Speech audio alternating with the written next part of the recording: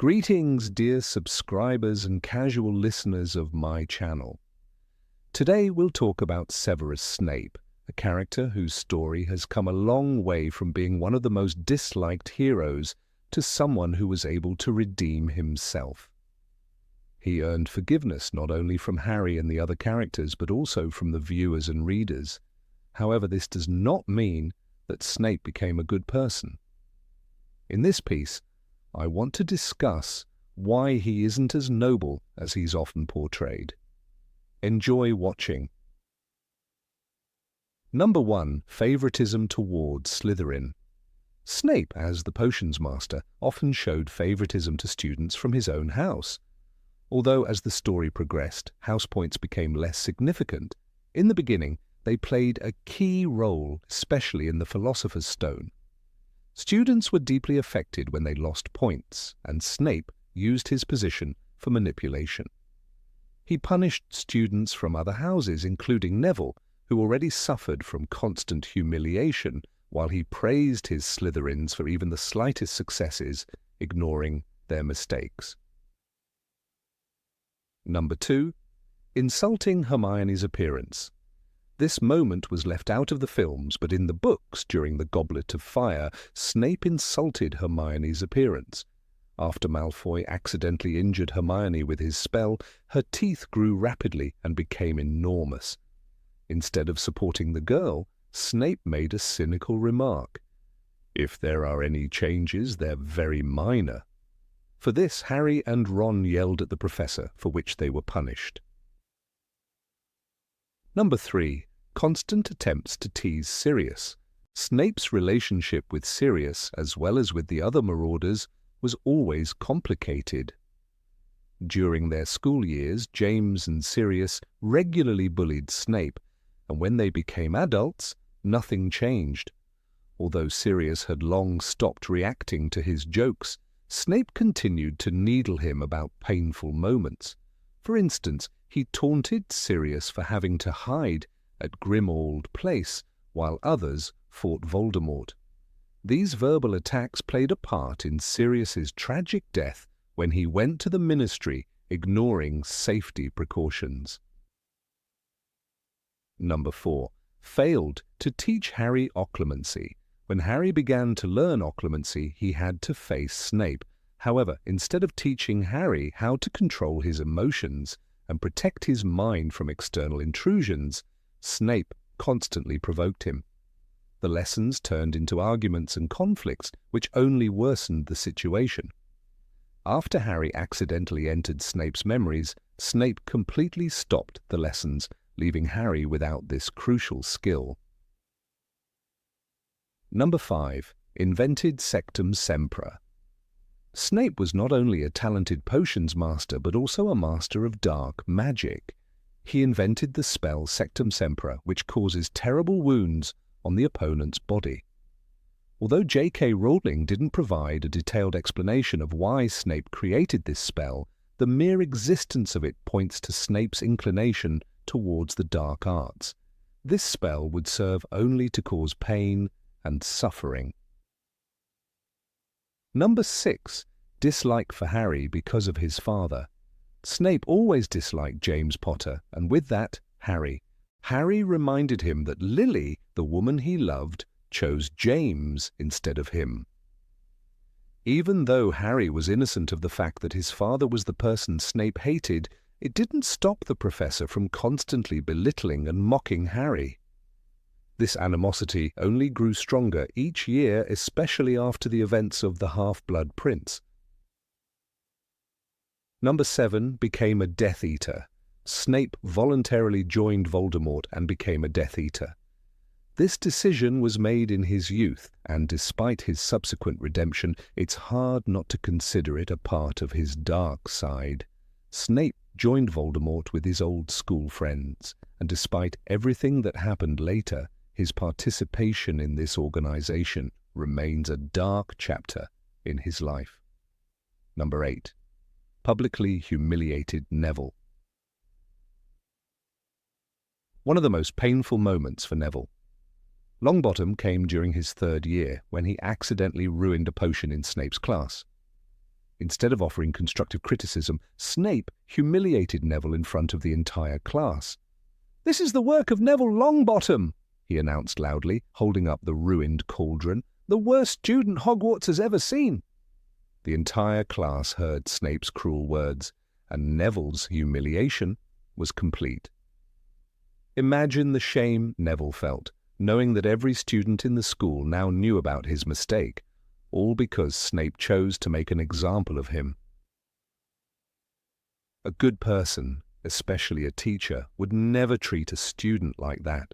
Snape's action wasn't just about discipline, it was about using Neville's mistake to assert his own power and to tear down a student who was already struggling with self-doubt. Even considering Snape's personal history, it's hard to justify such cruelty toward a vulnerable and insecure teenager. A true mentor would have supported Neville, helped him learn from his mistake, not used it as an opportunity to crush his spirit. Number 9 informed Voldemort about the prophecy. Severus Snape's role in revealing the prophecy to Voldemort is one of his most controversial actions. In the Order of the Phoenix, it's revealed that Snape overheard the prophecy in the Hog's Head Tavern and immediately reported it to Voldemort.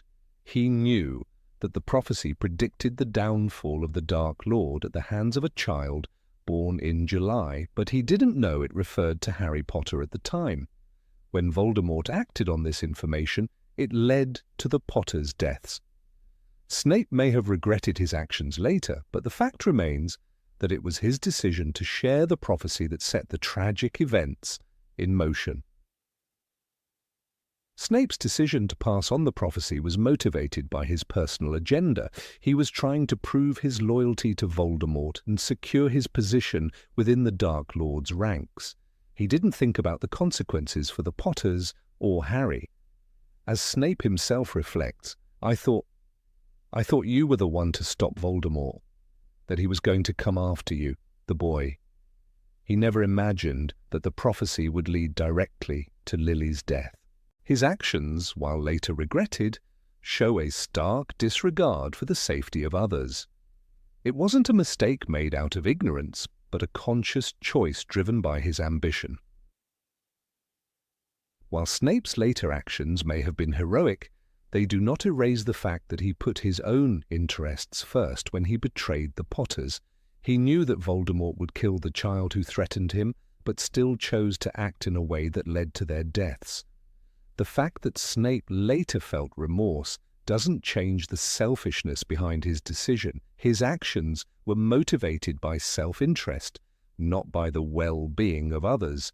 No matter how much he later tried to redeem himself, this act of betrayal was rooted in egoism, not nobility. Number 10 wanted Dementors to take Sirius.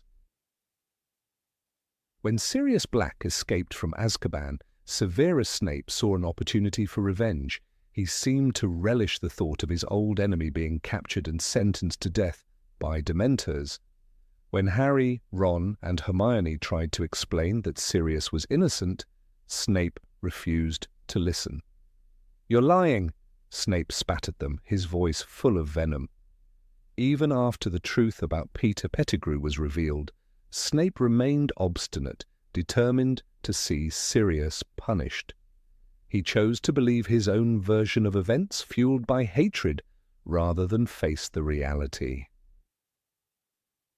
Snape's desire for vengeance clouded his judgment and prevented him from acting justly. The truth didn't matter to him.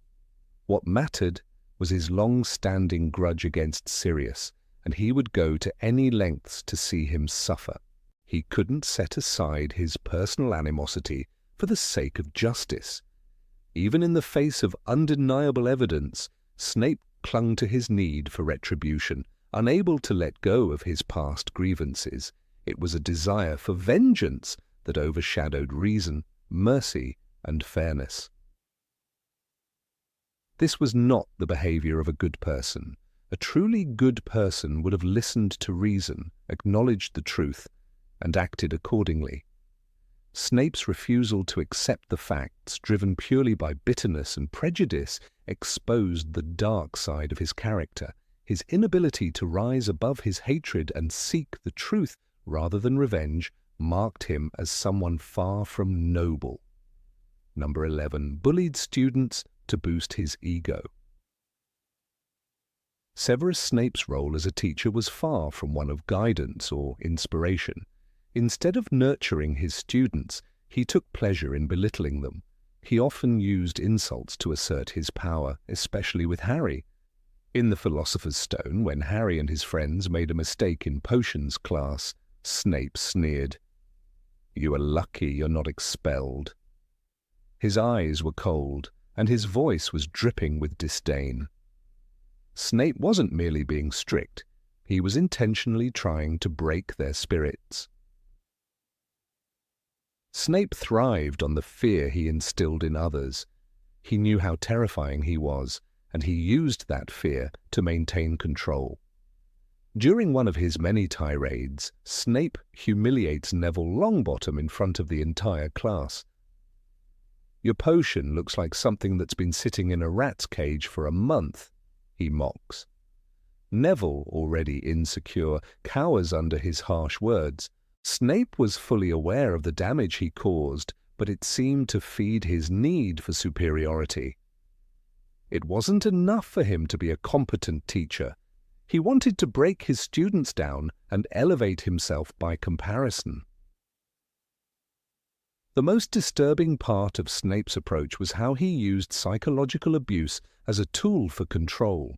It wasn't just about enforcing rules, it was about making his students feel small, insignificant, and unworthy. Harry, for instance, was constantly subjected to Snape's verbal attacks. In The Prisoner of Azkaban, Snape taunts Harry, calling him an arrogant, attention-seeking brat. Instead of offering constructive criticism, Snape chose cruelty, using it to maintain a warped sense of authority. His authority wasn't earned through wisdom or leadership, but through fear and degradation. Respect earned through fear is hollow and fleeting. Snape may have commanded his students' obedience, but it was built on broken trust and constant intimidation. True authority is founded on respect, kindness, and the ability to inspire. Snape's methods may have made him powerful in the classroom, but they were far from admirable. His treatment of students shows that despite his intellect, he lacked the qualities that make a real mentor. Number 12. Refused to save James and Harry. Severus Snape's obsession with Lily Potter is undeniable, but one particular moment reveals the darker side of his feelings. When Snape pleaded with Dumbledore to protect Lily and her family, it became clear that his love for her was far from selfless. "You're asking me to protect Lily, but you're indifferent to what happens to her husband and child?" Dumbledore questioned, his voice full of disbelief. Snape's response was chilling. He didn't want to protect James or Harry. He only cared about Lily. This wasn't a plea to save a family, but a desperate, selfish request to save the woman he loved. This revelation shows that Snape wasn't motivated by love in the purest sense, but by possessiveness and obsession. He had no regard for Lily's family, only for her. The man who loved her so deeply was willing to let her husband and son die just to ensure her safety. "Please, protect Lily," he begged, not once considering the consequences of leaving her family vulnerable. In Snape's eyes, Lily's life was worth more than the lives of the people closest to her.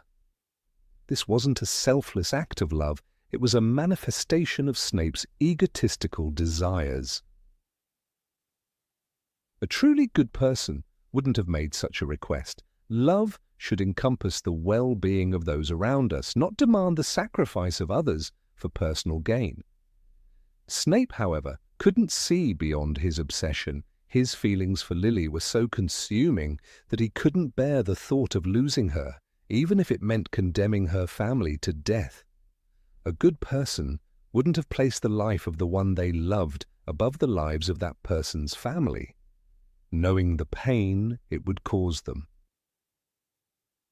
This selfishness is a reflection of Snape's inner turmoil and emotional weakness. His love for Lily was tied not to the welfare of the people she cared about, but to his own desire to possess her, even in death. It's a stark reminder that while Snape's actions later in life may have shown moments of redemption, his initial response to Lily's peril was anything but heroic.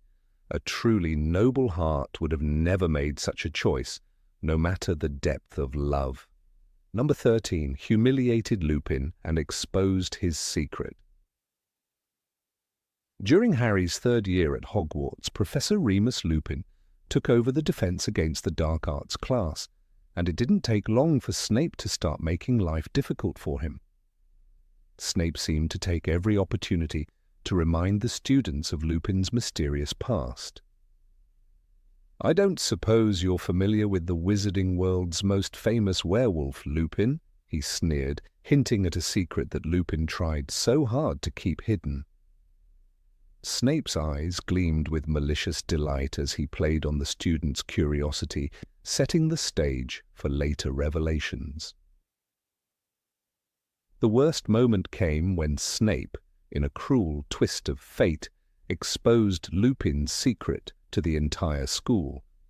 During a confrontation in the Shrieking Shack, Snape revealed that Lupin was a werewolf, causing him to leave Hogwarts in disgrace. "Lupin is a werewolf," Snape hissed, his voice dripping with triumph. It was a betrayal not just of Lupin, but of any moral understanding Snape might have had. He didn't care about the consequences of his actions. All that mattered was that he had humiliated his former friend. This act of betrayal shows just how far Snape would go to hurt someone he disliked. His actions weren't motivated by a desire to protect the students or the school, but by a deep-seated grudge. Lupin had always been kind to the students, including Harry, but Snape's bitterness clouded his judgment. He knew Lupin's secret, and instead of offering him support or understanding, he used it as a weapon. This wasn't just a moment of unprofessional behavior, it was a deliberate attempt to ruin Lupin's life. Snape's cruelty was calculated and personal. What makes this even more unforgivable is the fact that Lupin never wronged Snape. Their enmity was rooted in past grudges, with Snape's resentment towards Lupin's better qualities and their shared history with James Potter. Snape didn't care about the impact his actions would have on Lupin's life, only that he could hurt him in return for the past. A truly good person would never have done this. Snape's decision was vindictive, mean-spirited, and cold-hearted, showing just how far he was willing to go to satisfy his hatred. Number 14. Presumed guilt without proof. Throughout the Harry Potter series, Severus Snape consistently treated students as if they were guilty until proven innocent, especially when it came to Harry Potter. One notable instance of this mindset occurs in the Chamber of Secrets, when Ron and Harry fly the Weasleys' car to school. Without waiting for an explanation, Snape immediately assumes their guilt. He demands their expulsion, saying, "I will have them expelled. No one will be able to ignore that." Snape's swift judgment, without the slightest attempt at understanding their side, shows his tendency to view students as wrongdoers rather than giving them a chance to explain. This habit of accusing before considering evidence is evident in how Snape handles students' mistakes. Instead of guiding them to correct their errors, he seemed to take pleasure in punishing them. His treatment of Neville Longbottom is a perfect example. Snape often humiliated Neville in class, never giving him the opportunity to redeem himself. The potions master would mock Neville's attempts at potion making, even when Neville was simply trying his best. "You are pathetic, Longbottom," Snape would sneer, making Neville feel like a permanent failure. Harry Potter, too, was constantly under Snape's suspicious eye. Even when Harry was innocent, Snape would accuse him of misdeeds. In The Prisoner of Azkaban, Snape accuses Harry of being involved in a plot against him, simply because he was Harry. "You have no idea what you're talking about, Potter," Snape would snap, never stopping to ask if there was another explanation. For Snape, it was never about the truth. It was about asserting power over those he believed were beneath him. Snape's approach to discipline highlights a darker side to his character. He didn't see his students as individuals to mentor or guide. To him, they were just potential criminals, waiting to step out of line so he could strike. His treatment of Harry, Ron, Neville, and others paints a picture of someone who sees punishment as a tool of control, not correction. Is this the behavior of a man with a good heart? The answer, as the story unfolds, is clear. Snape was much more complicated, but this harshness was undeniably part of his nature. Number 15, ignored danger to Katie Bell. In the world of Harry Potter, few characters are as complex and divisive as Severus Snape. He occupies a strange liminal space between good and evil, with his actions often leaving readers torn between admiration for his bravery and disdain for his moral choices. However, one of the most telling moments that challenges the idea of Snape as a fundamentally good person occurs during the incident involving Katie Bell and the cursed necklace in Harry Potter and the Half-Blood Prince. This moment, in which Snape's apparent indifference to the harm that could befall a student is laid bare, raises a serious question about his true nature. Can a person who willingly stands by and does nothing when a life is in danger really be considered good? The cursed necklace incident is a shocking and unsettling one, with Katie Bell, a student at Hogwarts, nearly dying after coming into contact with a cursed object intended for someone else. The necklace, which was cursed by Death Eaters and handed to Bell by Draco Malfoy, was meant to kill Dumbledore. However, it was Bell who tragically became the victim when she mistakenly touched it, leading to a near-fatal encounter with dark magic. The incident happens in the 6th book, Harry Potter and the Half-Blood Prince, where tensions are high and danger lurks around every corner. When Harry learns of the incident, he is immediately shocked and horrified by the cruel nature of the curse. The situation grows even more disturbing when we consider the role Draco Malfoy plays in it. Throughout the book, it becomes apparent that Draco has been assigned a dangerous task by Lord Voldemort. Under the pressure of Voldemort's demands, Draco has been tasked with carrying out a mission that could result in the death of Dumbledore. However, rather than attempt to stop the curse or even try to mitigate the situation, Snape does nothing but stand back and watch. While Snape had already taken on a complex and morally ambiguous role as Dumbledore's trusted spy, his actions, or lack thereof, during the cursed necklace incident reveal a critical flaw in his character. Dumbledore had entrusted Snape with the responsibility of keeping Draco from completing his task for Voldemort, but Snape's cold detachment towards the potential consequences of Draco's actions is deeply troubling. It is not as though Snape did not know the risks involved. He was well aware of the gravity of Draco's situation and the lethal nature of the Death Eaters' plans. Yet instead of stepping in to prevent a tragedy, he chose to observe from the shadows, allowing Katie Bell's life to hang in the balance.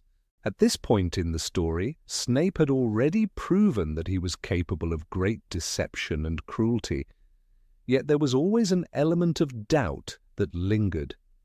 Could he be trusted? Was he truly working for the greater good, or was he simply playing both sides to his advantage? But the way he reacts to the curse laid upon Katie Bell solidifies the argument that Snape is far from the idealistic hero some fans imagine him to be. His inaction in this particular instance demonstrates a chilling disregard for the safety of those around him, even when their lives are directly threatened by the very forces he claims to be fighting against. Furthermore, this apathy toward Katie Bell's life can be seen as part of a larger pattern of Snape's behavior throughout the series. Time and again, he has been shown to prioritize his own plans and allegiances above the safety and well-being of others. His decision to passively watch as Bell's life hangs in the balance is a stark reflection of his true priorities. It was not the life of a student that mattered to Snape, but rather the larger war he was caught up in and his own complicated allegiance to both Dumbledore and Voldemort. For Snape, the individual lives of students, no matter how close they were to him, appeared expendable in the grand scheme of his mission. Of course, many will argue that Snape was acting under the orders of Dumbledore and that his loyalty to his master ultimately superseded his duty to protect others. Dumbledore had asked him to do whatever it took to ensure the safety of Harry and to ultimately carry out a deadly task for the greater good. But there's a clear moral line that Snape crosses here. Even if Dumbledore had ordered him to allow certain events to play out, it does not excuse the fact that Snape chose to turn a blind eye when it came to the immediate threat against Katie Bell. A good person, even under such orders, would have found some way to act, to intervene, to protect an innocent life. In fact, it's easy to argue that Snape's actions, or lack thereof, show the very essence of indifference that runs counter to the qualities that we traditionally associate with goodness. A person who truly embodies goodness is someone who cannot sit idly by when harm is being inflicted upon others. A good person would not hesitate to put themselves at risk to save a life, especially if they had the power to stop it. But Snape's behavior during the cursed necklace incident reveals that for him, the lives of others are of little consequence when weighed against the darker, more complex forces he's tangled in. Numbered at 16, emotionally manipulated Harry. Severus Snape's actions throughout the Harry Potter series paint a portrait of a complex character, but they also reveal a darker side of his personality, particularly when it comes to his manipulation of Harry Potter's emotions. It is easy to be swept away by the ultimate revelation that Snape, the seemingly cold and antagonistic professor, had a deeper, more redeeming role to play in the battle against Voldemort. However, despite his ultimate sacrifice and the revelation of his true loyalties, Snape cannot be considered a good person, especially when it comes to his relationship with Harry. This is primarily due to his continuous manipulation of Harry's emotions, even after his death, leaving the young hero to carry the weight of Snape's unresolved issues. Throughout Harry's years at Hogwarts, Snape consistently treated him with disdain, often subjecting him to cruel taunts and unfair treatment. But the true depth of Snape's manipulation began to take shape as Harry, through a series of events, learned more about Snape's past, including the death of Harry's parents. In the final book, Harry Potter and the Deathly Hallows, Snape's memories are revealed to Harry, where the truth behind Snape's actions throughout the series is exposed. It is here that Snape's manipulation of Harry becomes evident in the most profound way. One of the most striking examples of Snape's manipulation lies in the way he manipulates Harry's emotions by withholding critical information about his own past and motives. Snape's love for Harry's mother, Lily, and his animosity toward Harry's father, James, form the core of his complicated relationship with Harry. Snape could have explained to Harry at any point why he behaved the way he did, why he held such resentment and disdain for him. Yet Snape chose not to. Instead, he allowed Harry to stew in confusion, to believe the worst of him, and to carry the burden of being an outcast in Snape's eyes. He remained aloof, withholding explanations and leaving Harry to assume the worst about his actions. The most significant manipulation occurs after Snape's death. When Harry is finally granted access to Snape's memories, he is thrust into a whirlwind of emotions. Snape's final act is to reveal to Harry not just his true allegiance, but the depths of his sacrifice. The revelation that Snape had loved Lily Potter, Harry's mother, from the moment they met, while at the same time hating Harry's father for how he treated Lily, is devastating. Snape's love for Lily is clear, but what is equally clear is that his feelings for Harry are deeply conflicted, rooted in his love for a woman Harry could never replace. However, what Snape does in revealing these memories to Harry after his death is far from an act of redemption or kindness. Instead, it's a final emotional blow to the boy who had already suffered so much. Snape, knowing the deep emotional weight this would carry, chose to wait until after his death to reveal the truth. He left Harry with the knowledge that his death was the key to Voldemort's downfall, and that Harry had to die in order to defeat the Dark Lord. Snape's choice to reveal this crucial information only after his death effectively forces Harry to confront the idea that he has always been a pawn in a greater game. The fact that Snape did not share this with Harry while he was alive speaks volumes about his character. He could have, at any point, eased Harry's fears, explained his actions, and given the boy a sense of closure. Yet Snape instead chose the most dramatic moment to reveal the truth. He did not act as a mentor trying to guide Harry toward understanding, but rather as a manipulator, playing on the emotions of a young man who was already carrying an enormous burden.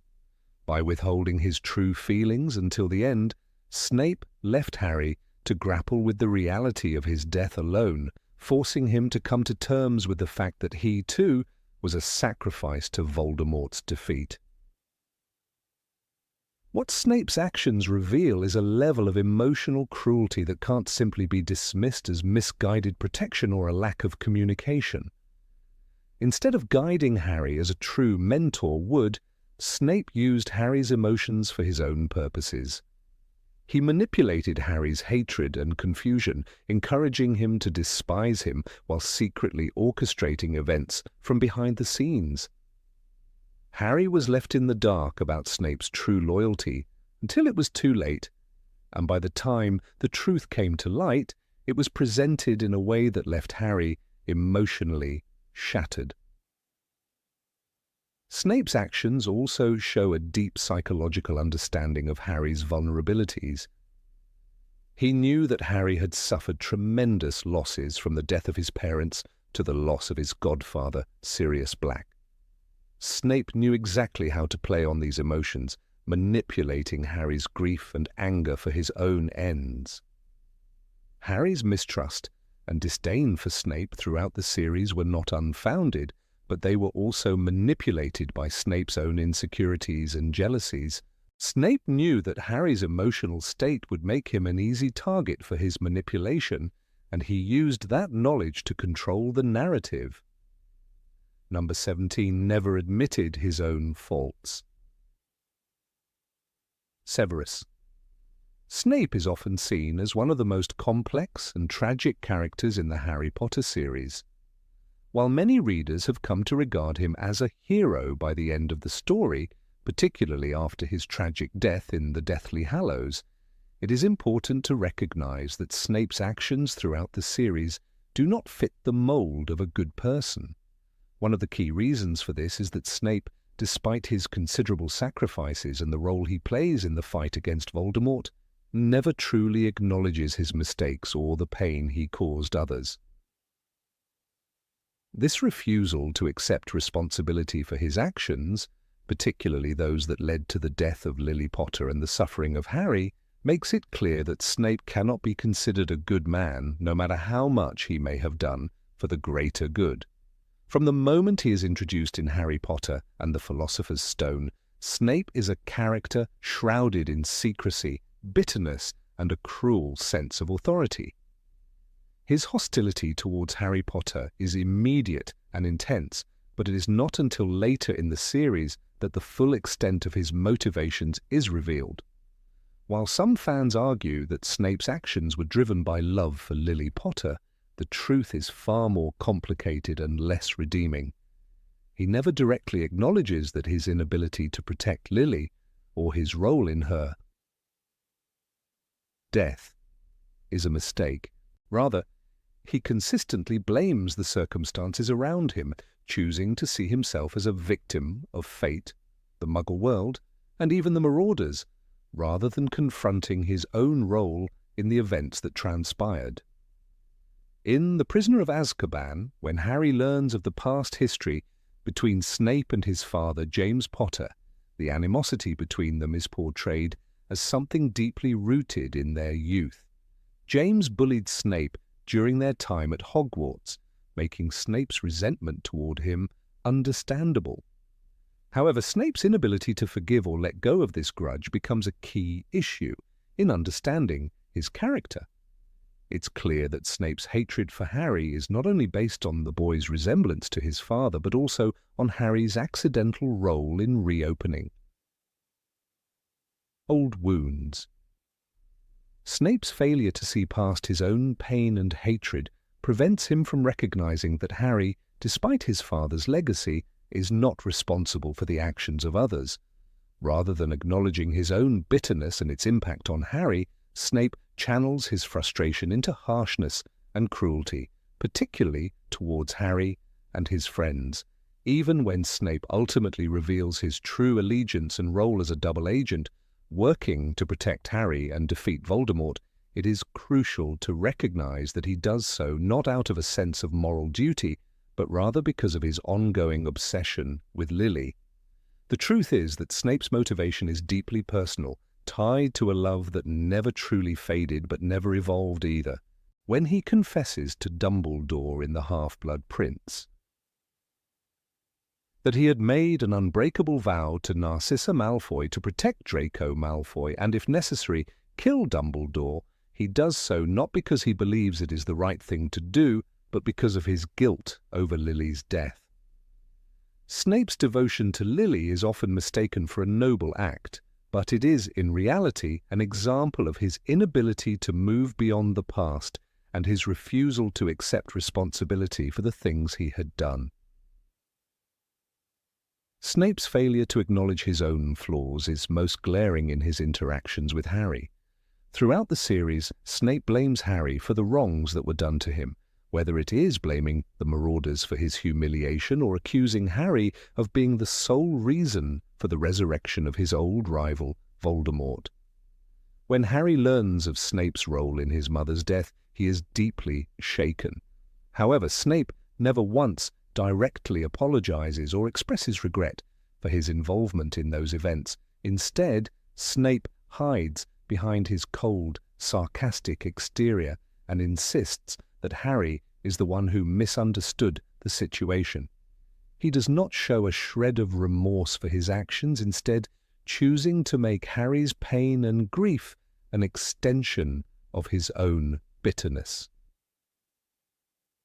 It's as if Snape cannot reconcile the fact that his own choices were responsible for the suffering of those he once loved. This refusal to accept responsibility for his actions culminates in the way Snape treats Harry throughout the final book. Despite knowing the full extent of Harry's connection to the prophecy and how Harry must ultimately die in order to defeat Voldemort, Snape does not confide in Harry. He keeps his knowledge to himself, hiding behind his role as a spy and remaining an emotionally distant figure. When Harry finally learns of Snape's true loyalties, it is through his death and his final memories. At no point does Snape approach Harry and admit the full extent of his actions. He never seeks Harry's forgiveness or even tries to offer an explanation for his behavior. Instead, he allows Harry to piece together the truth on his own, forcing Harry to confront the complexity of Snape's character posthumously, long after it would have had any real impact. Number 18 allowed Slytherins to bully others. Severus Snape a figure who evokes strong reactions from both readers and characters within the Harry Potter universe, is often seen as a complex, tragic hero by some. Yet despite his ultimate sacrifice and redemption arc, his actions throughout much of the series make it clear that he cannot be considered a good person, especially when it comes to his role as a teacher at Hogwarts. One of the most glaring issues that tarnish Snape's character is his treatment of students, particularly the way he handled the bullying and harassment that plagued his house, Slytherin. As the head of Slytherin House and a professor, Snape had the authority to put a stop to the cruelty his students inflicted on others. Yet, instead of using his power to protect those in need, he turned a blind eye, if not outright encouraging their actions. Throughout the series, it is evident that Snape was well aware of the toxic dynamic that existed among his Slytherins, particularly with Draco Malfoy and his group of cronies, including Vincent Crabbe and Gregory Goyle.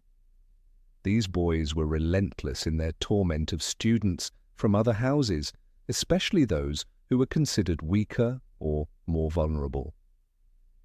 Neville Longbottom, a Gryffindor who often struggled with his magical abilities, was one of the prime targets of their bullying, whether it was mocking Neville for his clumsiness or humiliating him in front of the entire class. Draco and his friends had no fear of facing repercussions. This was largely because they knew that Snape, as their head of house, would never intervene. One particularly poignant example of this dynamic occurs in Harry Potter and the Prisoner of Azkaban. Neville, who had long been a target of Draco's cruelty, is made the subject of a particularly vicious prank. As usual, Draco Malfoy, with the help of his friends, makes Neville the butt of a cruel joke. While the other students are uncomfortable with the situation, none of them intervene because they understand that Snape, who should have been a stabilizing force and protector of his students, will turn a blind eye. Snape's failure to stop such behavior is a defining trait of his leadership, or lack thereof, as the head of Slytherin.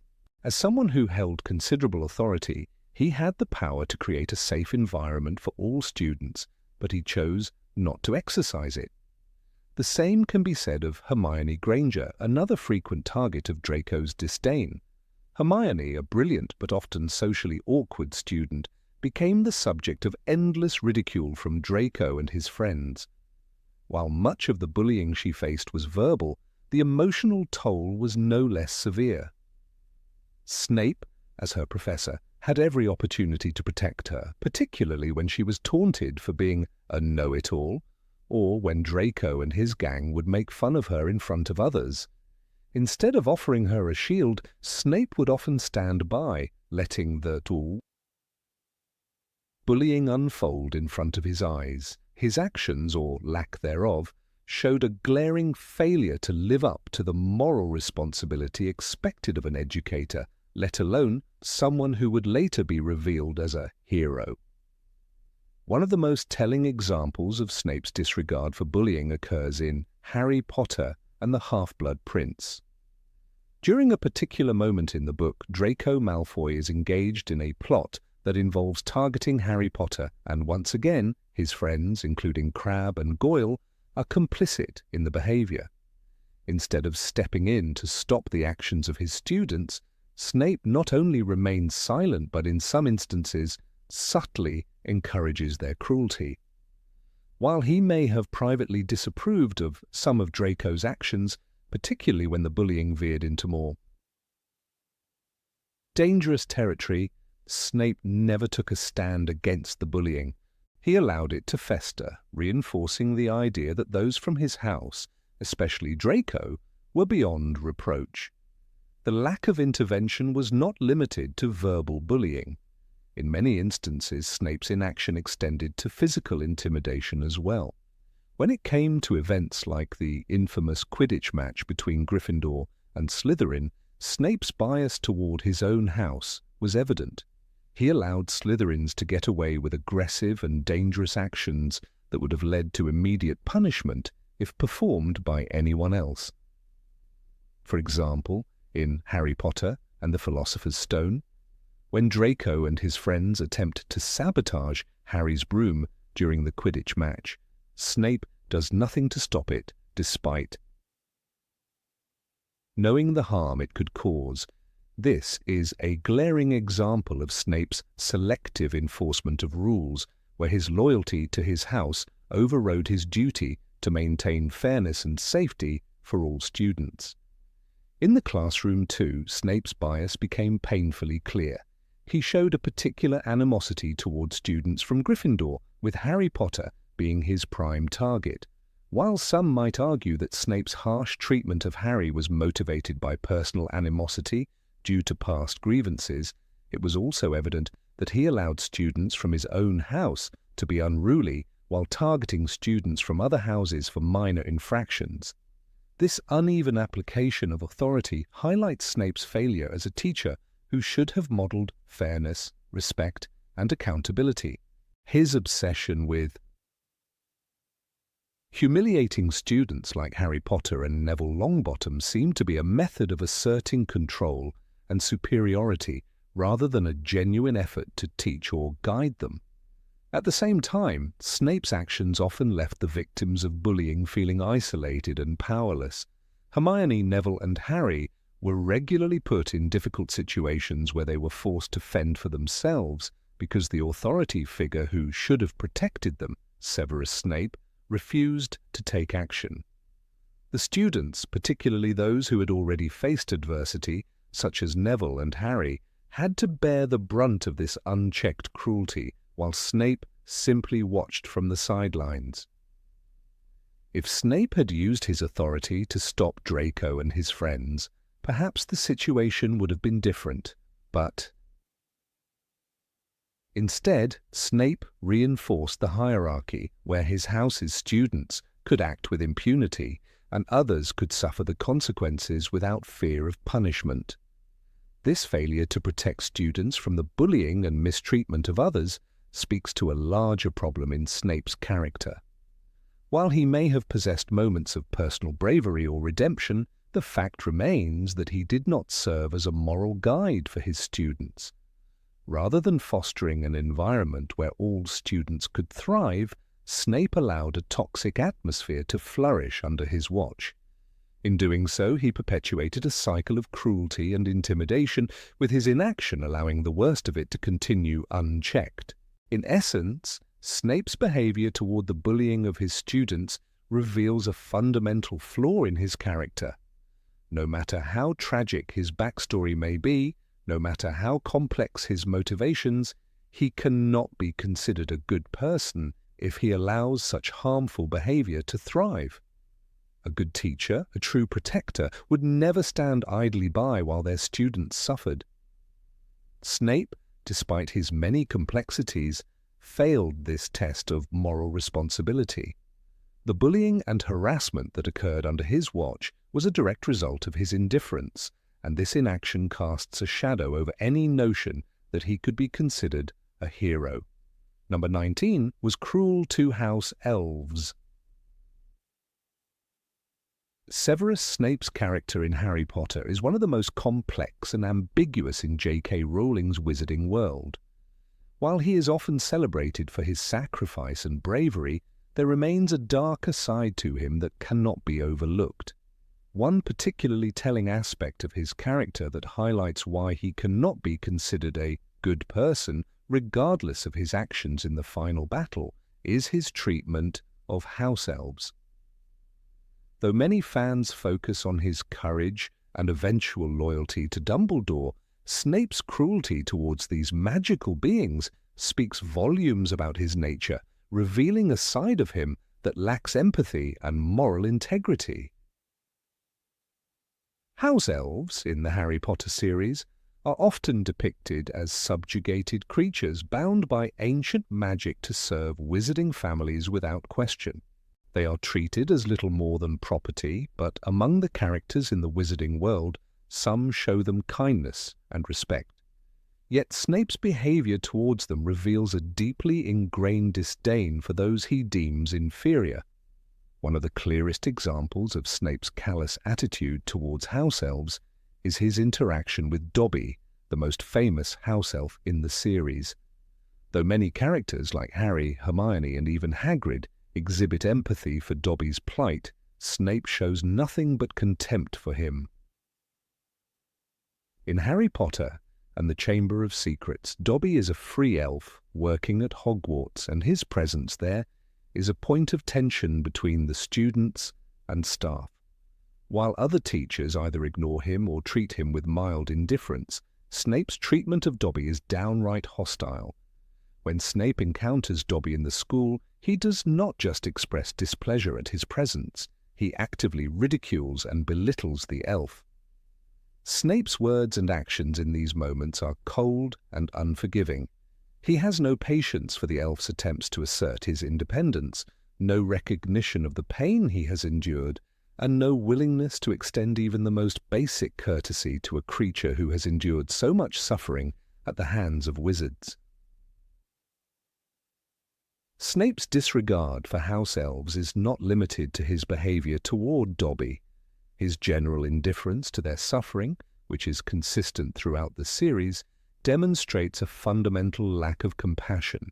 A good person, one who can be called morally upright, does not turn a blind eye to the suffering of others, regardless of their social status.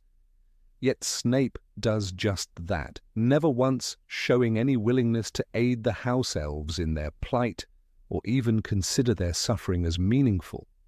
He treats them as lesser beings undeserving of his respect, and perhaps even undeserving of any basic human decency. The idea that Snape's behavior toward house elves is not unique or particularly exceptional in the wizarding world is often used to justify his cruelty. After all, many of the wizarding world's elite view house elves as inferior, creatures to be used and discarded without a second thought. This kind of prejudice is especially prevalent among the aristocratic families, and Snape himself comes from a background where such attitudes are not only tolerated but expected. However, Snape is not a person who simply conforms to societal norms without question. His disdain for house elves is not a product of his upbringing alone. It reflects a deeper flaw in his character, his inability to see the intrinsic value of beings who do not serve his interests or desires. Snape's attitude contrasts sharply with that of other characters who actively work to help house elves. Hermione Granger, for instance, spearheads the SPEW, Society for the Promotion of Elfish Welfare, campaign striving to improve the lives of house elves and free them from their servitude. Hermione's efforts are not based on pity, but on a deep moral conviction that house elves deserve to be treated with dignity. She sees them not as inferior creatures, but as beings with their own rights and autonomy. This stands in stark contrast to Snape, who dismisses the very idea of showing kindness to such beings. His behavior reveals an important distinction. Hermione's actions show that she is motivated by empathy, a core trait that defines goodness in a person, while Snape's lack of empathy highlights his moral shortcomings. What is most telling about Snape's treatment of house elves is that it reveals his deeper character flaw, his fundamental inability to treat all living beings with respect. Snape's actions are motivated by a sense of superiority and a belief in his own importance, which makes it easy for him to dismiss those who are not directly useful to him. A good person, in contrast, extends kindness and understanding to those who are not in a position to return the favor. A good person would not be indifferent to the suffering of others, even if those others are not important in the grand scheme of things. But Snape's cruelty to house elves is not a small detail or a minor flaw. It is indicative of a broader pattern of behavior. Snape's mistreatment of house elves is particularly revealing in the context of his role as a teacher at Hogwarts. As a professor, he has authority over students and staff, and he uses that authority to assert his power. He does not care about the well-being of the house elves, nor does he show any concern for how they might feel working under his command. His behavior toward Dobby is a small but significant part of his larger attitude towards those who are weaker or more vulnerable than himself.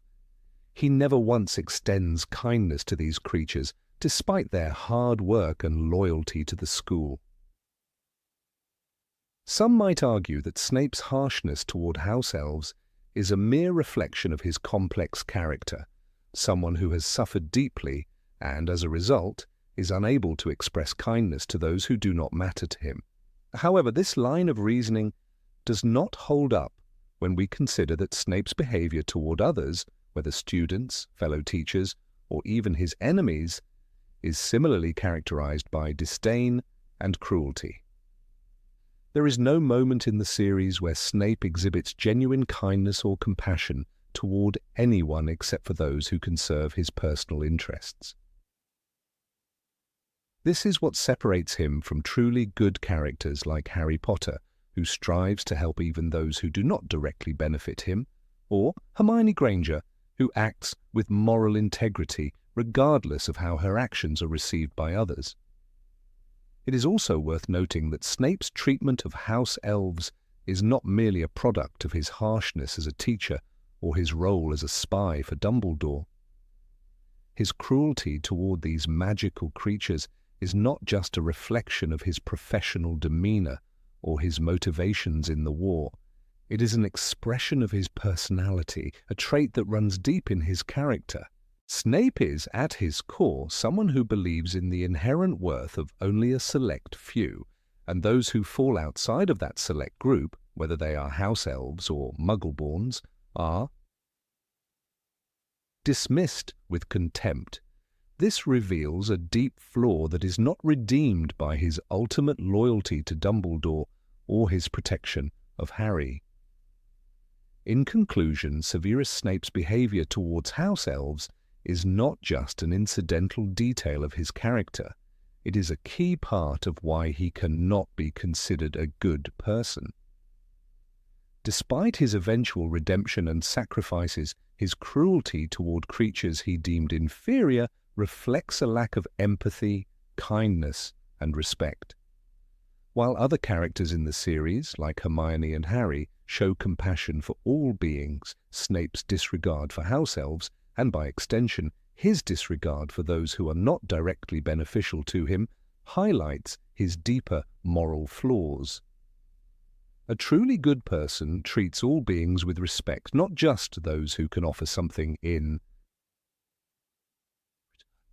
This is why Snape's treatment of house elves remains one of the clearest indicators of his character, one that cannot be ignored in any discussion of his moral nature. Number 20. Showed contempt for Muggles.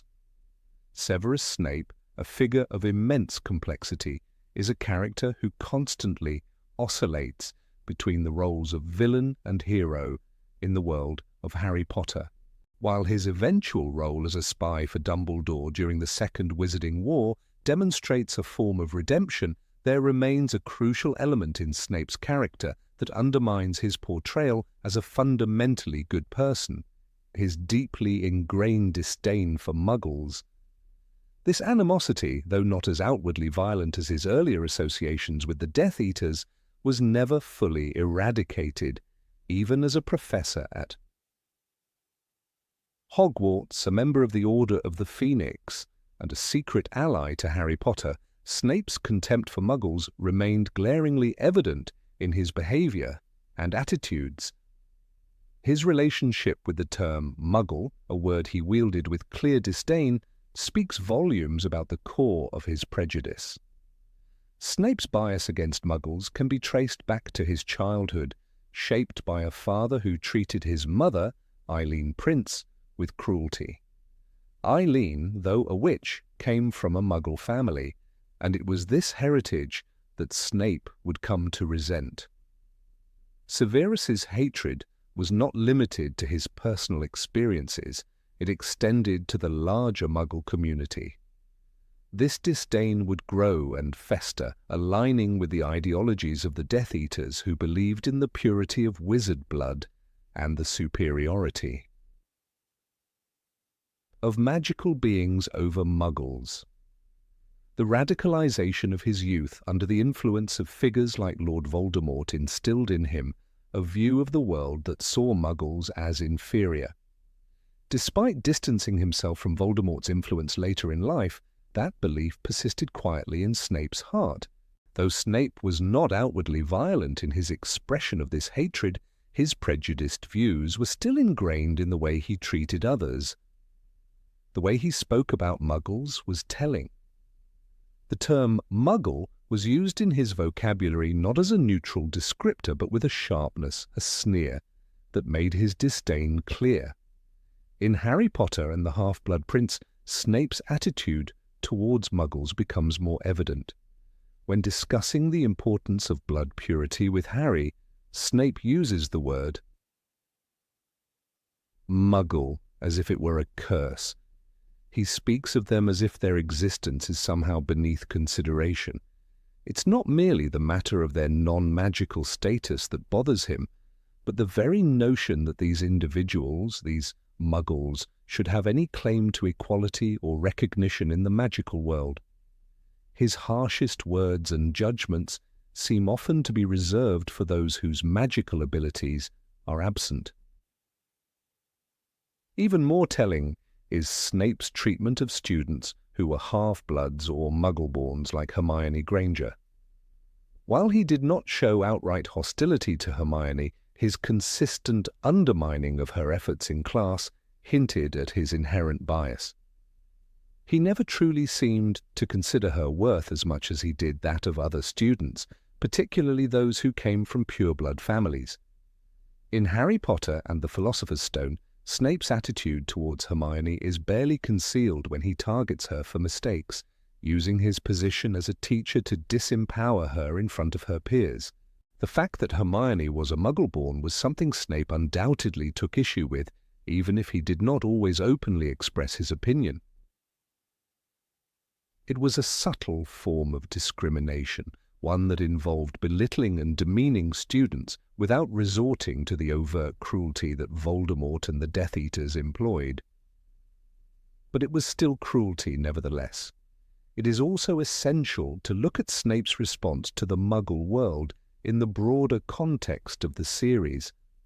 The Ministry of Magic, despite its many flaws, represents the legal and social framework of the magical community, which exists in some ways parallel to the Muggle authorities.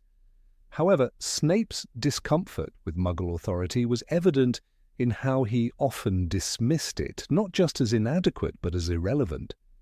His role as a double agent in the war against Voldemort is marked by numerous moments where Snape has to navigate between the worlds of Muggles and wizards, often with disdain. His interaction with figures like Kingsley Shacklebolt, a member of the Ministry who worked with the Order of the Phoenix, shows that Snape's tolerance of Muggles extends only so far as they are necessary to his cause. His words may have been civil, but his thoughts were often far less gracious. For him, the Ministry's involvement was something to be begrudgingly accepted, not celebrated. The manner in which Snape constantly ridicules the notion of cooperation with Muggles is particularly telling. In Harry Potter and the Order of the Phoenix, Snape's sneering attitude toward the idea of Hogwarts students assisting the Ministry during the war underscores his deep-seated belief in the inferiority of Muggles.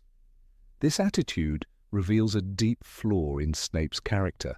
For all his intellect, bravery, and eventual sacrifice, he remains, at his core, a man who cannot fully overcome the prejudices of his youth. He chooses to believe that Muggles are inherently beneath him, a belief that runs counter to the very ideals of equality and fairness that Dumbledore, whom Snape follows and respects, espouses. Dumbledore, after all, believes in the worth of every individual, regardless of their magical background. Snape, on the other hand, may have fought against the Death Eaters, but he still carried with him the scars of his past, which were often as damaging as the actions of the very group he was fighting. This lingering animosity towards Muggles also shows the complexity of Snape's character. While we can understand that he may have been a product of his environment, it is important to recognize that Snape's personal choices in how to deal with his prejudice ultimately determine his character. His refusal to fully let go of his hatred for Muggles speaks to his inability to completely transcend the bitterness of his earlier years, unlike Dumbledore, who continuously worked to build bridges between magical and Muggle communities. Snape remained entrenched in a narrow view that saw magic as an inherent form of superiority. The example of Snape's actions on the day of Dumbledore's death is also illustrative of his lingering prejudice. His cold, calculated killing of the headmaster is one of the darkest moments in the series. While he claims that it was part of a larger plan to protect Harry and secure the safety of the wizarding world, it is hard to overlook the fact that his choice to kill Dumbledore also represents his belief that in the end, magical superiority demands harsh decisions. Snape's willingness to accept the brutal reality of the magical world at the expense of his own moral compass mirrors the philosophy of the Death Eaters he once followed. Even as he seeks redemption through his secret role as a protector of Harry, the remnants of his past remain, revealing that he is not entirely free from his own prejudices. The deepening irony is that Snape's hatred for Muggles exists alongside his secret love for Lily Potter, a Muggle-born witch. This dichotomy, the tender feelings he harbours for Lily and the callous disregard he demonstrates for other Muggle-borns, demonstrates a moral dissonance within Snape. His love for Lily was undoubtedly one of the driving forces behind his eventual decision to help Harry. But it is clear that Snape's love for her was not enough to erase his deeply ingrained prejudice. It is as if his feelings for Lily were something separate, a part of his life that could be compartmentalized and held sacred, while his views on Muggles could remain undisturbed. This inner conflict ultimately reinforces the idea that Snape's redemption, while significant, does not come without its flaws. In conclusion, Severus Snape's persistent disdain for Muggles throughout his life cannot be overlooked when assessing his true moral character. While his ultimate sacrifice and role in the war against Voldemort present him as a tragic hero, his deep-seated prejudice against Muggles remains a stain on his legacy. His reluctance to fully embrace the values of equality and fairness that Dumbledore championed leaves us questioning the extent of Snape's moral evolution. In the end, Snape may have fought for the greater good, but the shadow of his prejudice remains, a reminder that even the most complex characters can carry with them the scars of their past. Number 21 used legilimency on students. Severus Snape, a character steeped in complexity and contradiction, is often seen through a lens of moral ambiguity. While some argue that his actions towards Harry Potter, particularly towards the end of the series, redeem him in the eyes of the reader, a closer look at his behavior throughout the books reveals that he is far from a purely good person. One of the clearest examples of his morally questionable actions lies in his use of legilimency against his students, particularly Harry, without their consent, and the brutal way in which he employs it. This manipulation of the mind under the guise of teaching occlumency reveals a troubling aspect of Snape's character and raises serious ethical concerns about his behavior. During their lessons on occlumency, Snape uses his expertise in legilimency to invade Harry's mind, ostensibly to help him defend himself against the dark influence of Lord Voldemort. However, Snape's methods are far from gentle or supportive. From the very first lesson, it's clear that Snape doesn't approach Harry with the patience or empathy one might expect from a teacher. Instead, he uses his power to cause pain, embarrassment, and emotional distress. Snape is cold and unfeeling, pushing Harry into experiences that are both traumatic and deeply personal, causing Harry to relive painful memories that should never have been exposed to anyone, let alone a teacher. Snape's treatment of Harry is not simply that of a strict instructor, it is that of a person who relishes his ability to control and harm. The first lesson Harry experiences in Snape's hands reveals how little regard Snape has for Harry's privacy. When Harry struggles to block Snape's invasive attempts at accessing his thoughts, Snape pushes harder, causing Harry excruciating mental pain. Instead of guiding Harry through the process with care, Snape takes pleasure in the boy's suffering, pushing him to his emotional breaking point. This in itself is a clear sign that Snape is not operating out of a place of compassion, but rather out of a desire for dominance. As the lessons continue, Snape's lack of empathy becomes even more apparent. Instead of understanding the difficulty Harry faces in mastering occlumency, Snape becomes increasingly harsh and dismissive. The entire process is less about helping Harry learn to defend his mind and more about Snape asserting his power over the young student. The psychological toll on Harry is immense. He begins to feel increasingly alienated and worthless as Snape's harsh criticisms and relentless invasions of his privacy take their toll on his self-esteem. A teacher who truly cared about his student would not subject him to such torment.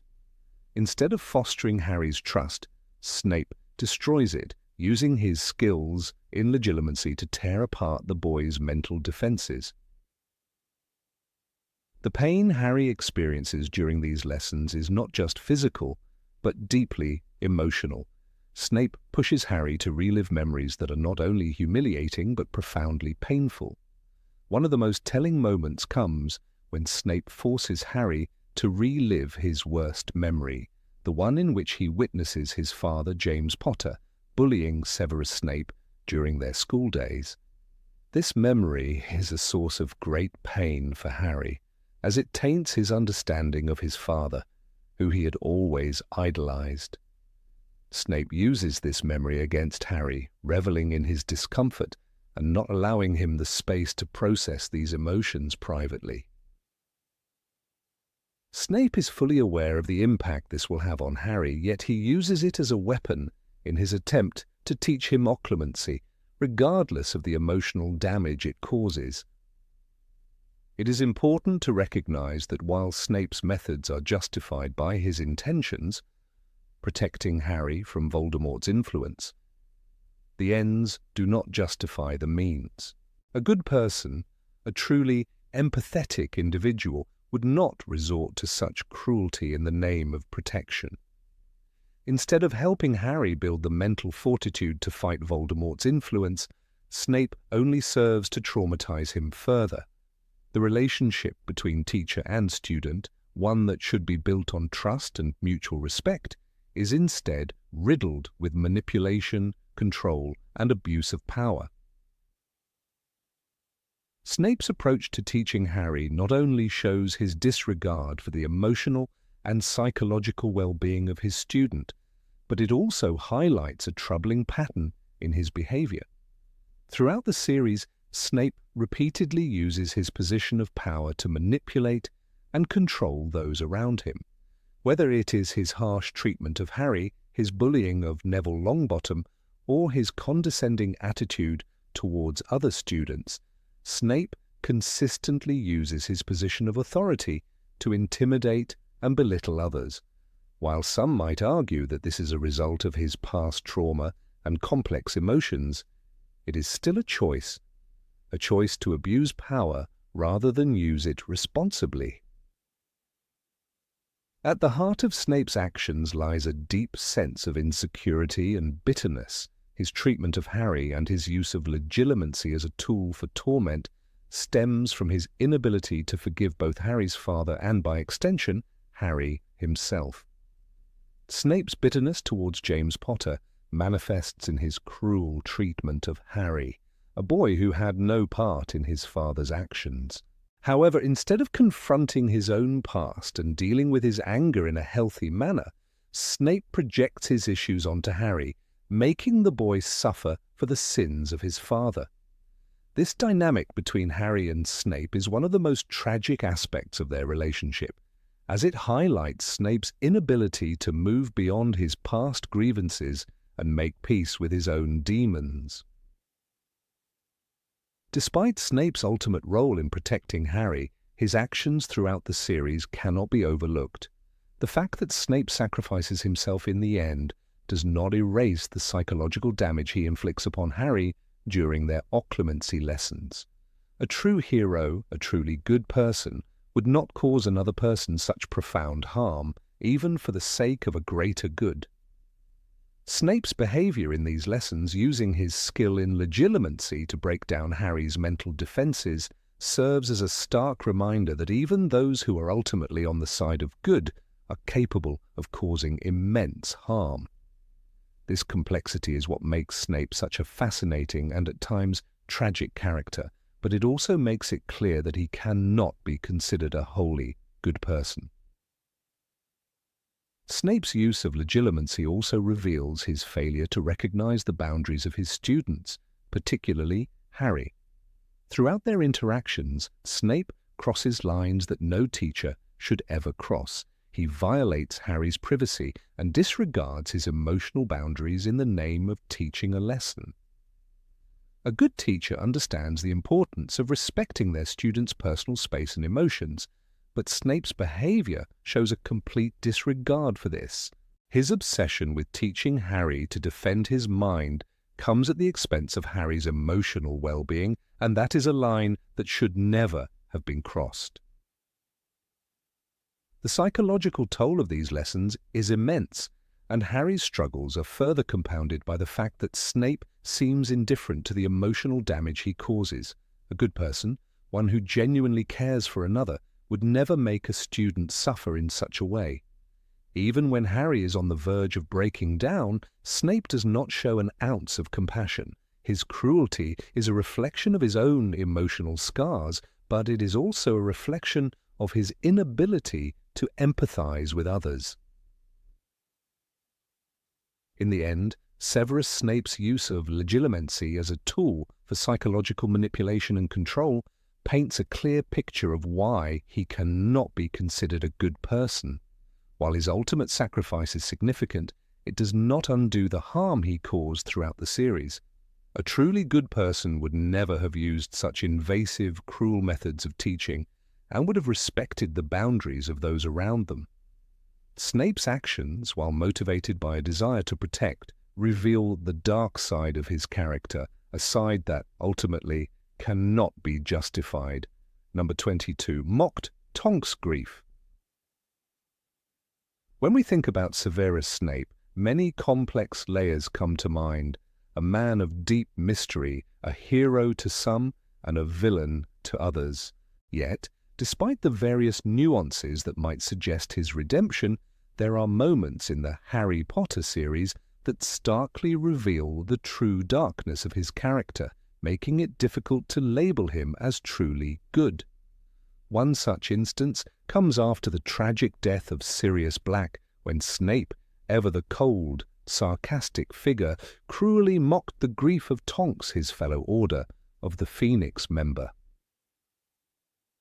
The death of Sirius Black was a catastrophic blow to many people, but none more so than to his cousin, Nymphadora Tonks. Tonks had always been a character full of life and humour, someone who defied the usual expectations placed on her by her metamorph magus ability. She was a beacon of positivity in a dark world, often light-hearted, even when surrounded by the harsh realities of war. But Sirius's death was too much for her.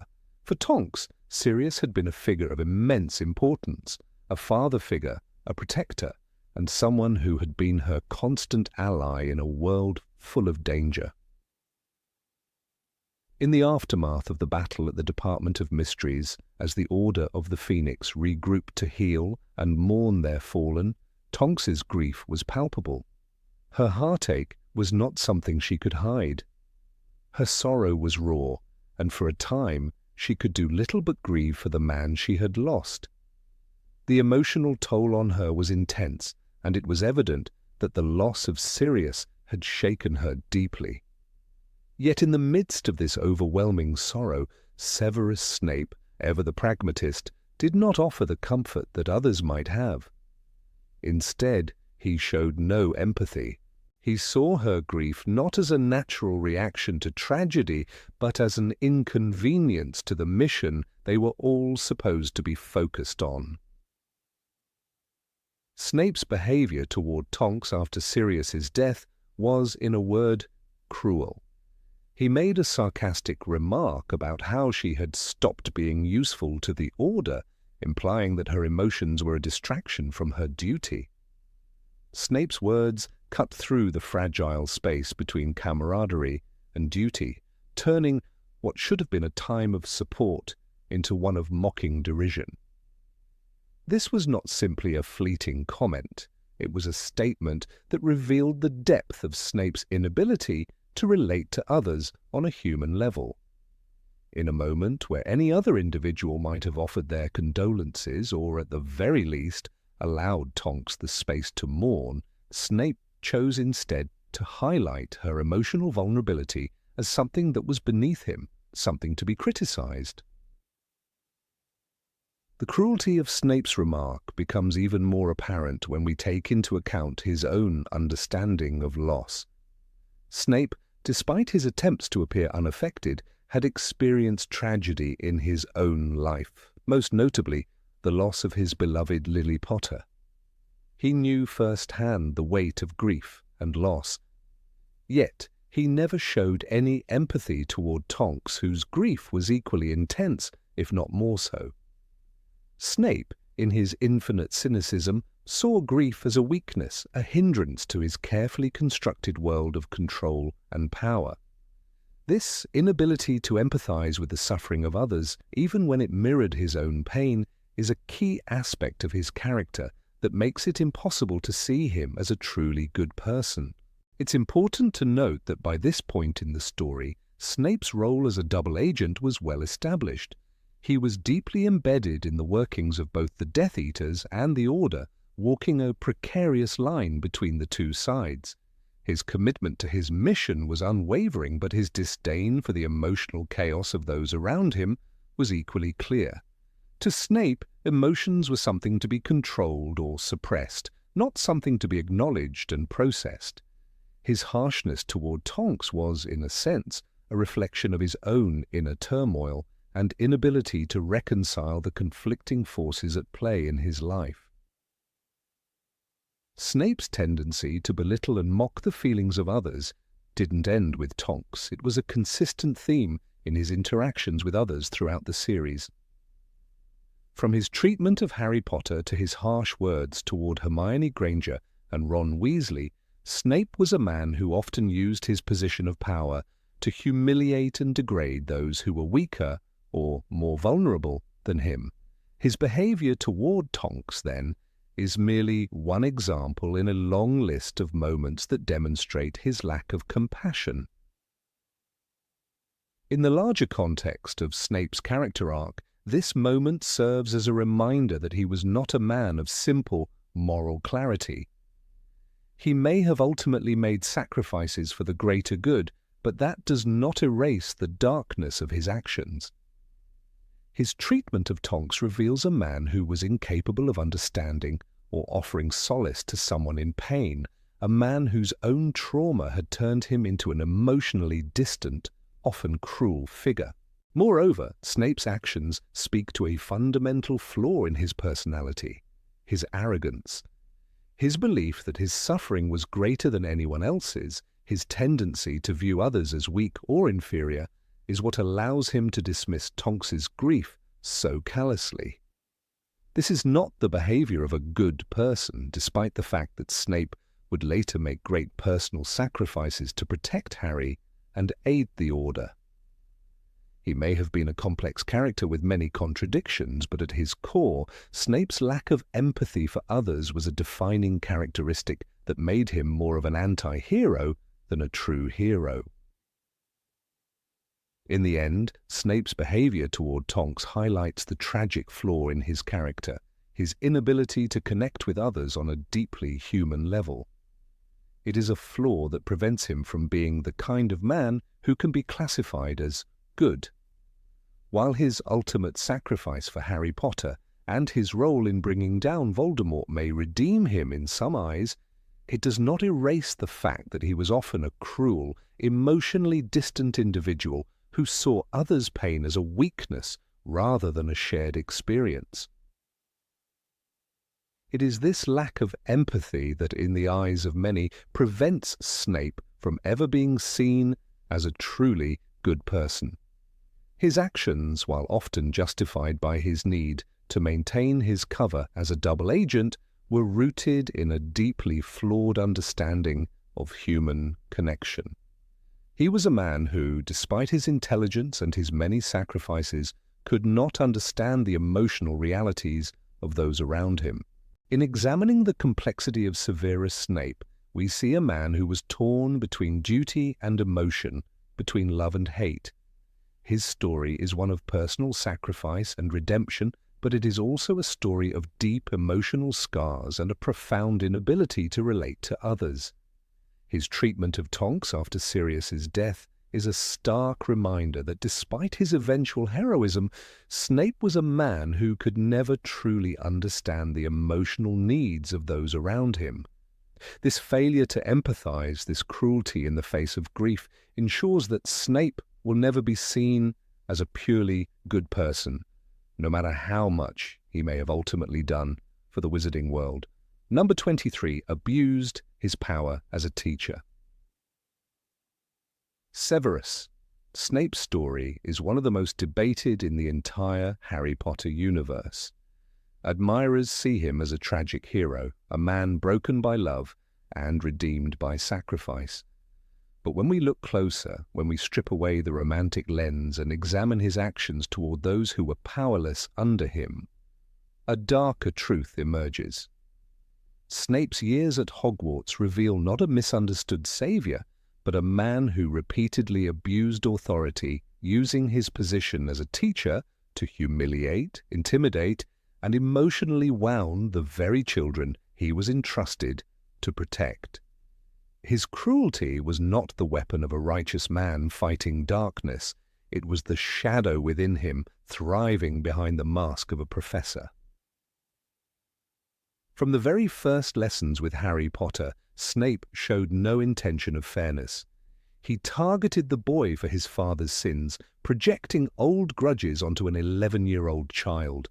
"You are here to learn the subtle science and exact art of potion making," Snape said during Harry's first potions class, his tone smooth but laced with venom. Yet when Harry failed to answer a question about wolfsbane, a question no first year could possibly know, Snape sneered, "Fame clearly isn't everything." It was not instruction, it was an ambush. His cruelty toward Harry wasn't born from discipline or duty, it was personal vengeance dressed as pedagogy. But Snape's bitterness did not stop at Harry. His classroom was an arena where humiliation replaced guidance and fear replaced respect. Neville Longbottom became one of his most frequent victims. The timid boy, already struggling with confidence, faced Snape's cutting sarcasm at every mistake. When Neville's potion melted through his cauldron, Snape didn't correct him. He ridiculed him before the class, declaring that Neville was utterly useless. The moment reached its most chilling point when Snape said that if Neville's toad Trevor had been used as an ingredient, perhaps the potion would have turned out better. This wasn't discipline, it was psychological cruelty toward a child barely 11, desperate to please.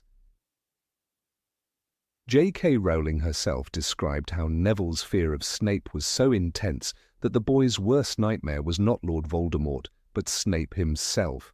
In Harry Potter and the Prisoner of Azkaban, this is literally proven when Neville faces the boggart in Professor Lupin's defense against the dark arts class. The shape-shifting creature takes the form of Snape, his long black cloak billowing, his expression cold and condemning. No other teacher in Hogwarts inspired such terror in a student.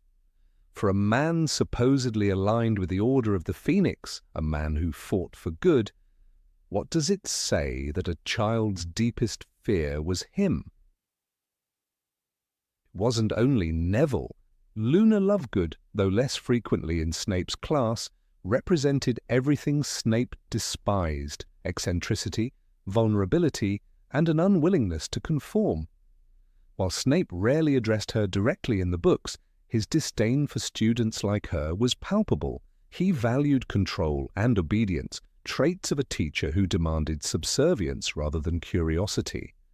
When Luna or other non-conforming students like her showed individuality, Snape's general attitude toward them was dismissive and contemptuous.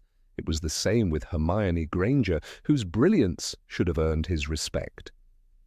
Instead, he sneered at her for showing off, once calling her an insufferable know-it-all. McGonagall, defending Hermione, retorted, "At least she knows the answer," revealing the sharp contrast between the two educators, one nurturing, the other crushing. Snape's defenders often justify his cruelty by claiming he was a double agent, burdened by a dangerous secret life. But being a spy against Voldemort did not require mocking a child's appearance or reducing a boy to tears. During one class, when Hermione's teeth were accidentally enlarged by a hex from Draco Malfoy, Snape coldly told her he saw no difference. The laughter that followed from Slytherin students was not silenced by him. He allowed it, even seemed to enjoy it. This was not the behavior of a man seeking redemption. It was the behavior of a bully hiding behind authority. His partiality toward Slytherin House further exposes how his moral compass was guided by resentment, not justice. He consistently docked points from Gryffindors for the smallest infractions while ignoring far more serious behavior from his own house. When Draco Malfoy insulted Hermione or mocked Ron's poverty, Snape turned a blind eye. Yet when Harry or Neville whispered out of turn, points were swiftly deducted. This wasn't discipline, it was corruption of power. Snape's classroom became a microcosm of tyranny, a reminder that even in a school of magic, cruelty could thrive under the guise of order.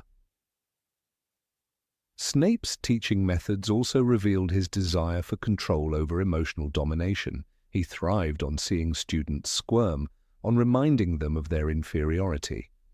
The subject of occlumency with Harry in the Order of the Phoenix is perhaps the clearest example of this. Ostensibly, Snape was helping Harry defend his mind from Voldemort's intrusion. In reality, he used those lessons to belittle him. He insulted Harry's intelligence, mocked his emotions, and invaded his most private memories without compassion. When he saw the memory of Harry's mother defending him from bullies, Snape did not pause with empathy. He grew even more bitter. His actions during those sessions were not about instruction. They were punishment disguised as training. What makes this abuse more disturbing is how institutionalized it became.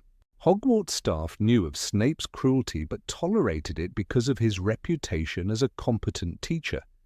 Even Dumbledore, often idealized as the school's moral compass, allowed Snape's behavior to continue unchecked. This raises a painful question. Does mastery of a subject justify the moral decay of its teacher?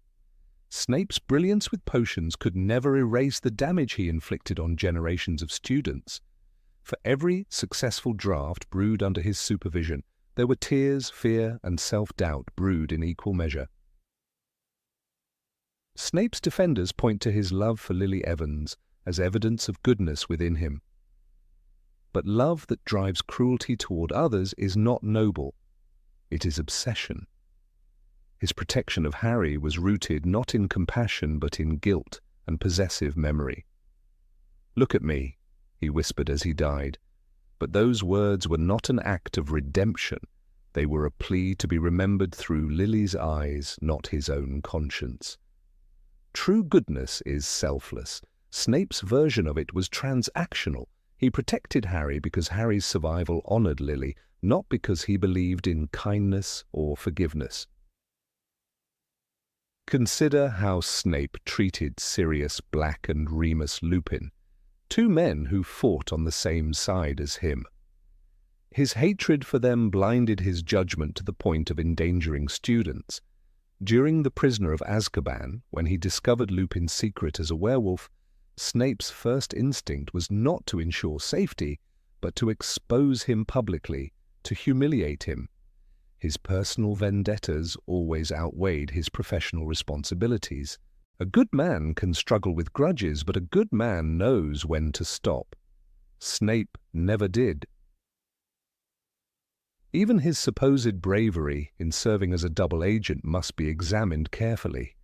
Yes, he risked his life deceiving Voldemort, but he also served the Dark Lord willingly before Lily's death, participating in acts of terror as a Death Eater. His eventual turn to Dumbledore's side was not born of moral awakening, it was born of despair over the woman he lost. When he begged Dumbledore to protect Lily and not her husband or child, it revealed the narrowness of his compassion. He did not care for innocence, only for possession. That kind of selective empathy cannot coexist with true goodness. Snape's story is tragic precisely because it shows how pain, when not healed, transforms into cruelty. His suffering as a bullied, lonely boy became his justification to bully others. Instead of breaking the cycle, he perpetuated it. When Harry looked into the pensieve and saw Snape being humiliated by James Potter, the reader feels sympathy. But when that same Snape grows up and inflicts the same torment on children, the sympathy turns to disillusionment. Trauma does not excuse tyranny. Snape had decades to choose kindness. He chose bitterness instead. If we judge Snape by his intentions, he may appear noble, but morality is not measured by intention alone. It is measured by how one wields power. Snape wielded his authority as a weapon. His classroom was not a place of learning, but a battlefield of egos, where children were collateral damage in his private war against the past. His sharp mind and quiet heroism in espionage cannot erase the cruelty that defined his daily interactions. For every secret message he delivered to Dumbledore, there were a dozen cutting words he delivered to defenseless children. The truth is that Severus Snape's life was not the tragedy of a good man misunderstood. It was the tragedy of a broken man who never chose to heal. He lived in bitterness, found comfort in control, and mistook fear for respect. Harry may have named his son after him, but admiration does not rewrite history. Behind the legend of the spy and the martyr stands a man who spent years wielding authority without compassion. That is not the legacy of a good man. It is the legacy of one who, even in fighting darkness, became its instrument. Number 24 did nothing to support Harry emotionally. Severus Snape, despite his eventual heroism, remains one of the most complex and controversial characters in the Harry Potter series. His role in Harry's life is often debated, and while some may view him as a tragic hero or a misunderstood protector, it is crucial to recognize that his behavior toward Harry during the formative years at Hogwarts cannot be justified by mere duty or secret allegiance. Snape's actions, both in his role as a teacher and in his interactions with Harry, serve as a glaring reminder that he was not a good man, certainly not one who could be considered good in any conventional sense. For most of Harry's time at Hogwarts, Snape subjected him to a constant barrage of emotional abuse. While it's true that he was tasked with watching over Harry due to his promise to Dumbledore, he did nothing to ease Harry's burden of growing up without parents, of being constantly hunted by the Dark Lord. Instead, Snape made Harry's life miserable at every possible turn, both inside and outside the classroom. His approach to teaching, while strict and often unfair, wasn't even the worst of his actions.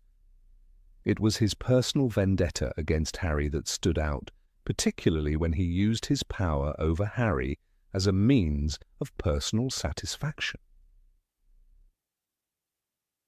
Harry's first potions lesson was one of the earliest and most glaring examples of Snape's cruelty.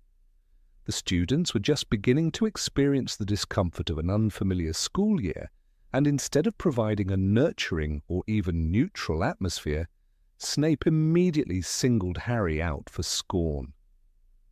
As Harry made his way to the front of the class, Snape derided him in front of everyone, picking apart his efforts with ruthless precision. The entire class watched in silent horror as Snape's bitter commentary painted Harry as incompetent, a theme that would continue throughout the series. Snape's cruelty wasn't merely confined to criticism. He consistently humiliated Harry, refusing to offer any measure of kindness or support. He could have been indifferent, but instead he actively sought to make Harry's existence uncomfortable. Snape's behavior was not just limited to his role as a teacher, it seeped into the other aspects of his interactions with Harry. During the first year, Harry was already grappling with the trauma of losing his parents. This loss was not something Snape could not have understood. After all, he had known loss intimately, especially after Lily's death. Yet instead of offering any form of empathy, he seemed to delight in making Harry feel worse about it. Snape never once extended the courtesy of understanding. For example, when Harry, filled with youthful arrogance, stood up to him in front of the class, Snape made it clear that he was not interested in offering any guidance, just punishment. If Snape had been a good person, he could have at least given Harry the opportunity to prove himself, or offered a moment of encouragement, but instead he used his authority to create a constant sense of dread. In later years, the tension between Harry and Snape only deepened. Throughout their time at Hogwarts, Snape seemed more interested in tormenting Harry's life than improving it. Even when Harry was in dangerous situations, such as when he was caught in the Forbidden Forest or when he was in danger from dark magic, Snape did little to ease his emotional struggles. Harry was already under immense pressure, carrying the weight of the prophecy, the legacy of his parents, and his ongoing battle with Voldemort.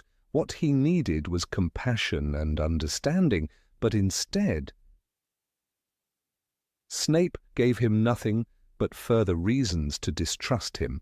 A clear example of Snape's failure to show even the barest semblance of kindness occurred when Harry was struggling to deal with the return of Lord Voldemort during his 4th year. Harry's mental state was fragile, and he was grappling with deep feelings of isolation. But instead of offering comfort or understanding, Snape continued to push Harry away. In fact, he used every opportunity to further insult him. When Harry was particularly vulnerable during the Triwizard Tournament, Snape was quick to dismiss him, suggesting that Harry had only succeeded due to luck or trickery. It would have been easy for Snape to show some level of recognition for the weight Harry was carrying, but instead he treated him as an annoyance. This lack of support only reinforced the idea that Snape didn't care about Harry beyond his functional role in the grand scheme of things. Snape's lack of compassion was particularly evident when Harry's life was in danger. During Harry's 6th year, Snape played a pivotal role in the events that led to Dumbledore's death. While many readers and characters in the series see Snape as an ultimate protector, his actions toward Harry leading up to that point were more reflective of a man following orders rather than acting out of any true sense of duty or care. His role in the deaths of others was unforgivable, but even more so was his indifference to Harry's well-being. Harry had no idea that Snape was on Dumbledore's side, and in fact he often found himself at odds with the potions master. Snape's ultimate sacrifice in protecting Harry in the final battle doesn't undo the years of emotional torment he subjected Harry to. It doesn't undo the humiliation, the mocking, or the cruelty that defined their relationship. Even after Harry discovered Snape's secret, that he had been protecting him all along, the realization came far too late to change the years of emotional damage Snape had inflicted. Harry's forgiveness of Snape, after learning of his sacrifices, was out of necessity, not out of any deep-seated love or respect for Snape's character. Snape's actions may have been heroic in the end, but they did not compensate for the years he had spent tormenting Harry. By the time Harry understood Snape's motives, his life had already been irrevocably impacted by the years of suffering Snape had caused. One of the most difficult aspects of Snape's character to reconcile is the fact that his own suffering seemed to justify his cruelty toward Harry. Snape's hatred of Harry is often attributed to his unresolved feelings over Lily Potter's death, but this justification is flawed. It is one thing to be emotionally damaged by past trauma, but it is another to project that pain onto an innocent child who had already suffered enough. Snape's decision to make Harry's life as difficult as possible, even after the boy had proven himself time and time again, reveals a deep flaw in his character. A truly good person would have tried to support Harry, even if they couldn't completely overcome their own pain. The fact that Snape's actions toward Harry were not born of love or even loyalty, but of obligation and self-interest makes it clear that he cannot be considered a good person. Snape's decision to help Harry in the end doesn't erase the years of emotional neglect and cruelty. It doesn't soften the countless times he made Harry feel inferior, rejected, and abandoned. A good person would have done more than simply fulfill a promise. A good person would have shown kindness, compassion, and understanding to a child who had lost so much. Harry's life at Hogwarts was far from easy, and Snape's role in that hardship cannot be overlooked. While Snape may have played an important part in Harry's ultimate survival, his failure to ease Harry's emotional burden is a stain on his character that no act of heroism can fully cleanse. Snape's actions cannot be justified by the end, and his legacy will always be one of bitterness, cruelty, and emotional neglect. Snape may have protected Harry from physical harm, but he did nothing to protect Harry from the emotional scars he created. Number 25. Killed Dumbledore without hesitation. When Severus Snape raised his wand against Albus Dumbledore atop the Astronomy Tower, the world of Harry Potter shattered in an instant. The man who had served as Hogwarts' most enigmatic protector revealed a darkness that could not be dismissed by later explanations or posthumous revelations. The scene was one of the most chilling moments in the entire saga, not merely because Dumbledore died, but because of the manner in which Snape carried out the act. The quiet composure, the unwavering determination, and the almost emotionless precision with which he performed the killing curse tell us more about Snape's true nature than any later attempt at redemption ever could. As Dumbledore pleaded, "Severus, please," readers were left to wonder whether he was begging for his life or for Snape to fulfill their grim agreement. The ambiguity of those words has been the subject of countless interpretations, but one truth stands unshaken. Snape obeyed, without hesitation, without mercy, without visible pain. The green flash of Avada Kedavra illuminated his pale face, and in that light there was no trace of sorrow or inner struggle. The murder of Dumbledore may have been planned, but it was executed with a detachment that should trouble anyone who dares to call Snape a good man. Dumbledore trusted Snape with his life and his death. This trust has often been used as a defense of Snape's character, as proof that the headmaster saw something redeemable in him.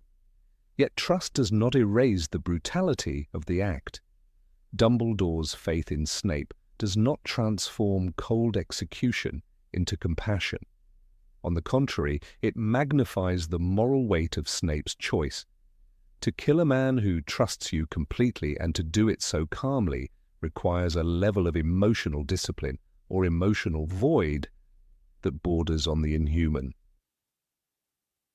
Snape's entire life was built around secrecy, bitterness, and the need for control.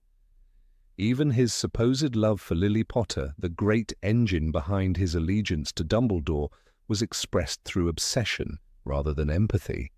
He protected Harry not because he cared for the boy, but because he could not bear the thought of Lily's sacrifice being for nothing. When the time came to kill Dumbledore, that same pattern repeated itself. Duty over compassion, calculation over conscience. He followed the plan because it was logical, necessary, and efficient. In that moment, Snape ceased to be a man acting out of pain or loyalty. He became the executor of an idea, the embodiment of cold pragmatism. There is something profoundly disturbing in the way Rowling describes the scene. The stillness of the tower, the moonlight glinting on Snape's wand, the dying gasp of one of the greatest wizards alive. It all feels ritualistic. Dumbledore's fall is not a spontaneous tragedy. It is an act of precision, almost ceremonial in its coldness. And Snape's reaction afterward is equally telling. He does not linger, he does not tremble, he does not cry. He simply turns and flees with the Death Eaters, leaving behind the body of the man who had once been his greatest ally. Even if we accept that Dumbledore orchestrated his own death to protect Draco Malfoy and preserve Snape's cover within Voldemort's ranks, the moral question remains. A good person does not kill easily, even for a just cause. A good person would show hesitation, remorse, or even horror at the necessity of such an act. Snape, however, displayed none. The same calm detachment that made him an excellent spy also made him capable of murder without visible conscience. That, more than any single event, reveals his true nature. Throughout the series, Snape's cruelty is often excused as bitterness or pain. His harshness towards students, particularly Neville Longbottom and Harry Potter, is dismissed as the outgrowth of trauma. But the Astronomy Tower exposes that those traits were not simply emotional scars. They were part of his essence. The man who could mock a grieving child for losing his parents was the same man who could cast Avada Kedavra on a dying mentor without hesitation. The connection is too strong to ignore. When Dumbledore's body fell from the tower, it was not only the end of a great wizard, it was the death of moral certainty. Snape's later revelation as a double agent complicates the story, but does not cleanse it. His actions after Dumbledore's death, continuing to serve Voldemort's regime, enforcing the Carrow's cruelty at Hogwarts, demonstrate that he did not resist evil when it would have cost him personally. He played his role with chilling efficiency, wearing the mask of a villain so convincingly that it became indistinguishable from reality. In Harry Potter and the Deathly Hallows, we learned that Dumbledore was already dying, that a curse from the Gaunt Ring had left him with little time. Snape's act, then, was a mercy killing in disguise, a controlled execution to spare Draco and preserve a greater plan. Yet even mercy demands humanity, and that humanity is absent in Snape's demeanour. Dumbledore's words before his death were not just commands, they were a plea for compassion. "Severus, please." The echo of that plea remains unanswered in Snape's silence. To understand why this moment defines Snape's moral character, we must look at what came after. When Harry confronts Snape during the Battle of Hogwarts, calling him a coward, Snape's rage explodes, but it is not the rage of guilt. It is the rage of pride. "Don't call me coward," he spits, as if the worst insult imaginable were not being called murderer, but being accused of fear. This pride, this inability to feel remorse, shows that Snape never truly viewed Dumbledore's death as wrong. He saw it as duty, and that is perhaps the most chilling part of all. In literature, true goodness often reveals itself through doubt. The heroes of Rowling's world, from Harry to Hermione to even Dumbledore himself, struggle constantly with questions of right and wrong. Snape, in contrast, never doubts. His moral compass points only toward the fulfillment of orders, not the pursuit of virtue. When he kills Dumbledore, there is no visible conflict, no trembling hand, no hesitation. This lack of moral struggle is not strength, it is moral emptiness disguised as resolve. Some readers argue that Snape's stoicism is evidence of courage, that he endured unimaginable burdens in silence. But courage without compassion is nothing more than hardness. Snape's ability to detach himself emotionally is precisely what made him useful to Dumbledore and dangerous to everyone else. His final actions, revealing his memories to Harry as he dies, do not erase the lifetime of cruelty and the single moment of murder that defined him. They only explain them. Explanation is not absolution. The killing of Dumbledore stands as the ultimate contradiction in Snape's character. He was both savior and executioner, protector and destroyer. Yet when one weighs the two sides, it becomes clear which held greater power over him. The ease with which he performed the killing curse exposes a man who, despite his intellect and suffering, had long since lost the ability to feel empathy in the moment it mattered most. Snape may have loved, but he did not love wisely. He may have sacrificed, but he did not sacrifice nobly. His every action was tinted by pride and bitterness, and Dumbledore's death was the final expression of both. The image of Snape's cold face illuminated by the green flash remains one of the most haunting in modern literature. It reminds us that goodness is not defined by intentions but by actions. Snape's intentions, to protect Harry, to defeat Voldemort, to atone for Lily's death, were noble in words but tainted in practice. His calm execution of Dumbledore, the man who trusted him completely, will forever stand as proof that he was capable of terrible things without visible remorse.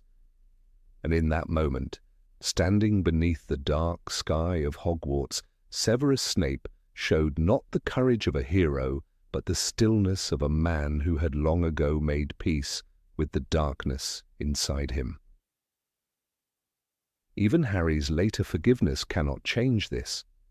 When he names his son after Snape, calling him the bravest man I ever knew, it is an act of compassion, but also misunderstanding. Bravery and goodness are not the same. Snape was brave, yes, but bravery is morally neutral. It can belong to heroes and villains alike. What he lacked was mercy. What he lacked was the human capacity to tremble at the thought of killing a friend. Snape's cold-blooded killing of Dumbledore remains the defining moral fracture of the Harry Potter story. It is a reminder that redemption can coexist with darkness but cannot erase it. No matter how noble his reasons, no matter how tragic his past, Severus Snape's calm acceptance of murder proves that he was never a good man, only a necessary one, and that perhaps is the greatest tragedy of all. Number 26 was willing to sacrifice innocence. Severus. Snape's story has often been painted in shades of grey, but beneath that ambiguity lies a truth few want to acknowledge. Harry Potter himself once described Snape as the bravest man he ever knew, and while that may hold emotional value in the context of Snape's final sacrifice, it does not erase the darkness that preceded it. Snape's bravery, born out of guilt and obsession, cannot cleanse the stain of his early allegiance. Before the remorse, before the turn toward Dumbledore, there was a man who willingly aligned himself with Lord Voldemort, whose ideology was built on terror, supremacy, and bloodshed. The choice was not born from coercion, it was born from conviction, from a desire for belonging in a world that validated cruelty and contempt.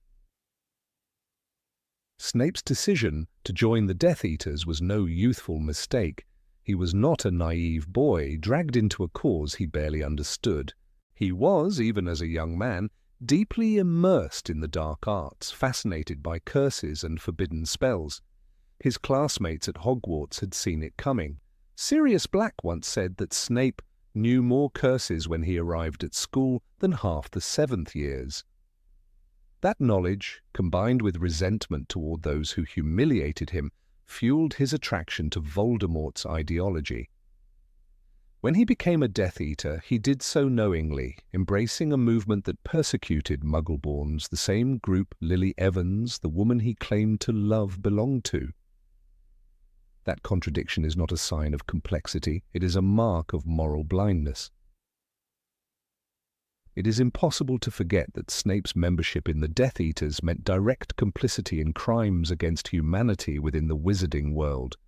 Voldemort's followers were not passive supporters. They were executioners of his vision. They tortured, murdered, and terrorized entire families. Snape's presence among them, his participation in their councils and raids, speaks volumes about his choices. Even if he never personally raised his wand to kill, his silence made him guilty. He had the intellect to understand exactly what he was part of. When he stood among cloaked figures chanting their allegiance to Voldemort, he was lending his soul to a cause of destruction. He was ready to see Muggle-born children hunted and pureblood fanatics exalted. Perhaps the most damning moment in Snape's history lies not in the blood spilled during the First Wizarding War, but in the whispered words that sealed the fate of a family.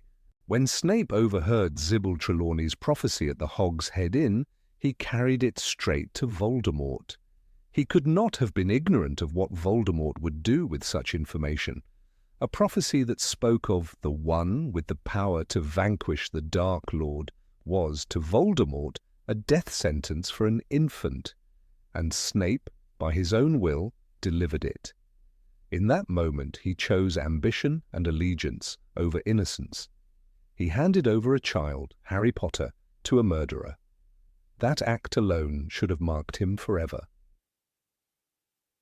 It is often argued that Snape's love for Lily Evans redeems him, that his desperate attempt to protect her afterward reveals a man capable of change.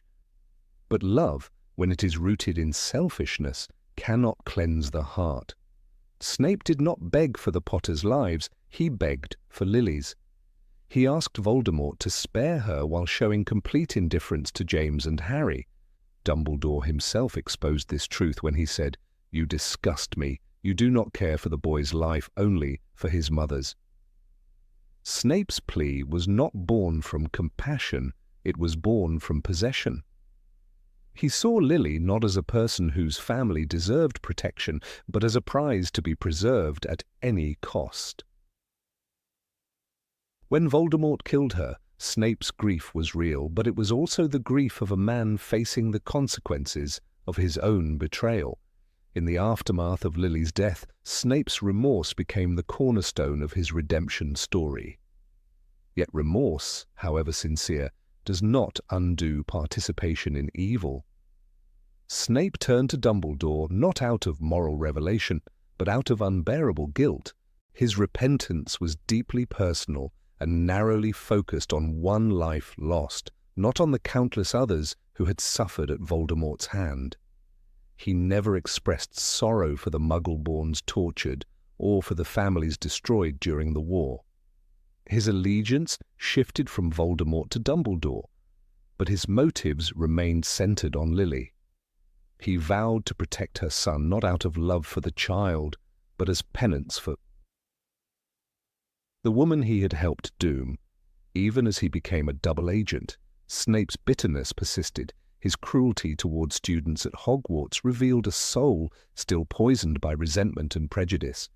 His treatment of Neville Longbottom, for instance, bordered on sadistic.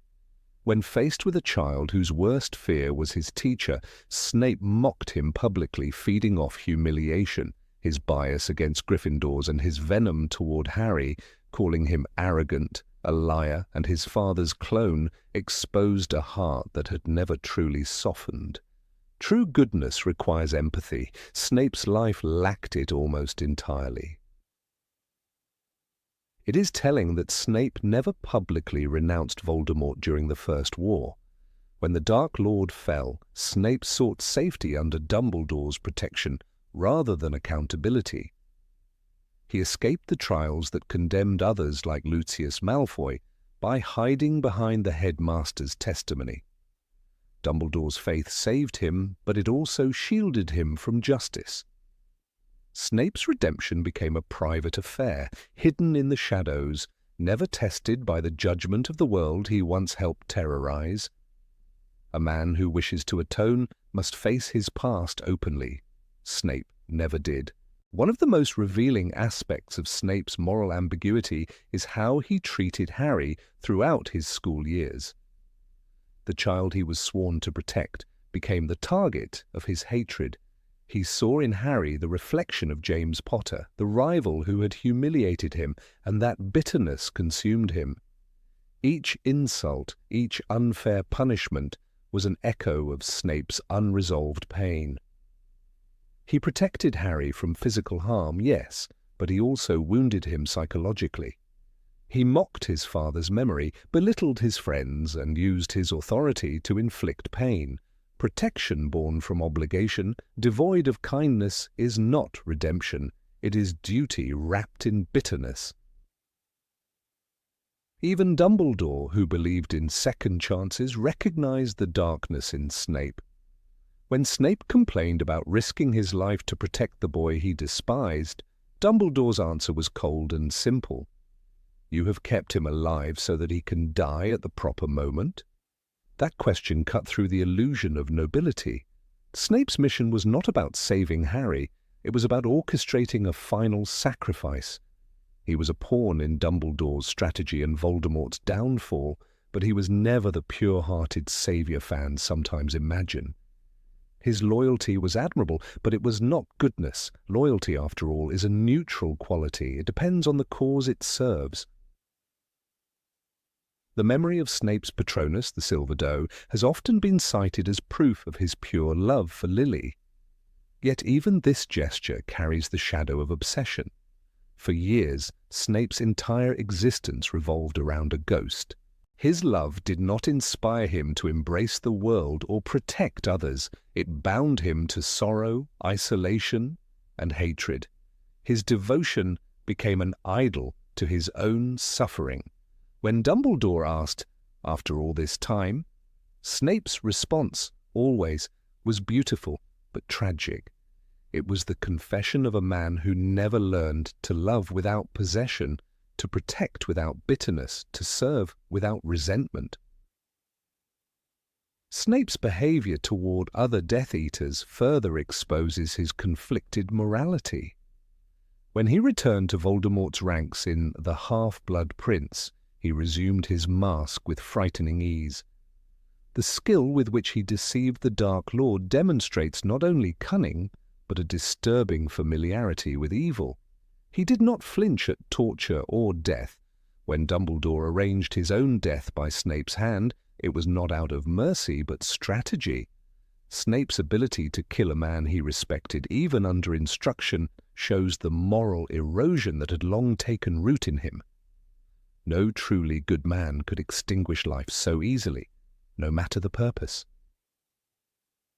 Snape's duality, while fascinating, cannot be mistaken for virtue. He was capable of bravery, intelligence, and sacrifice. But these qualities existed alongside cruelty, pride, and moral blindness. The complexity of his character makes him compelling, but complexity is not the same as goodness.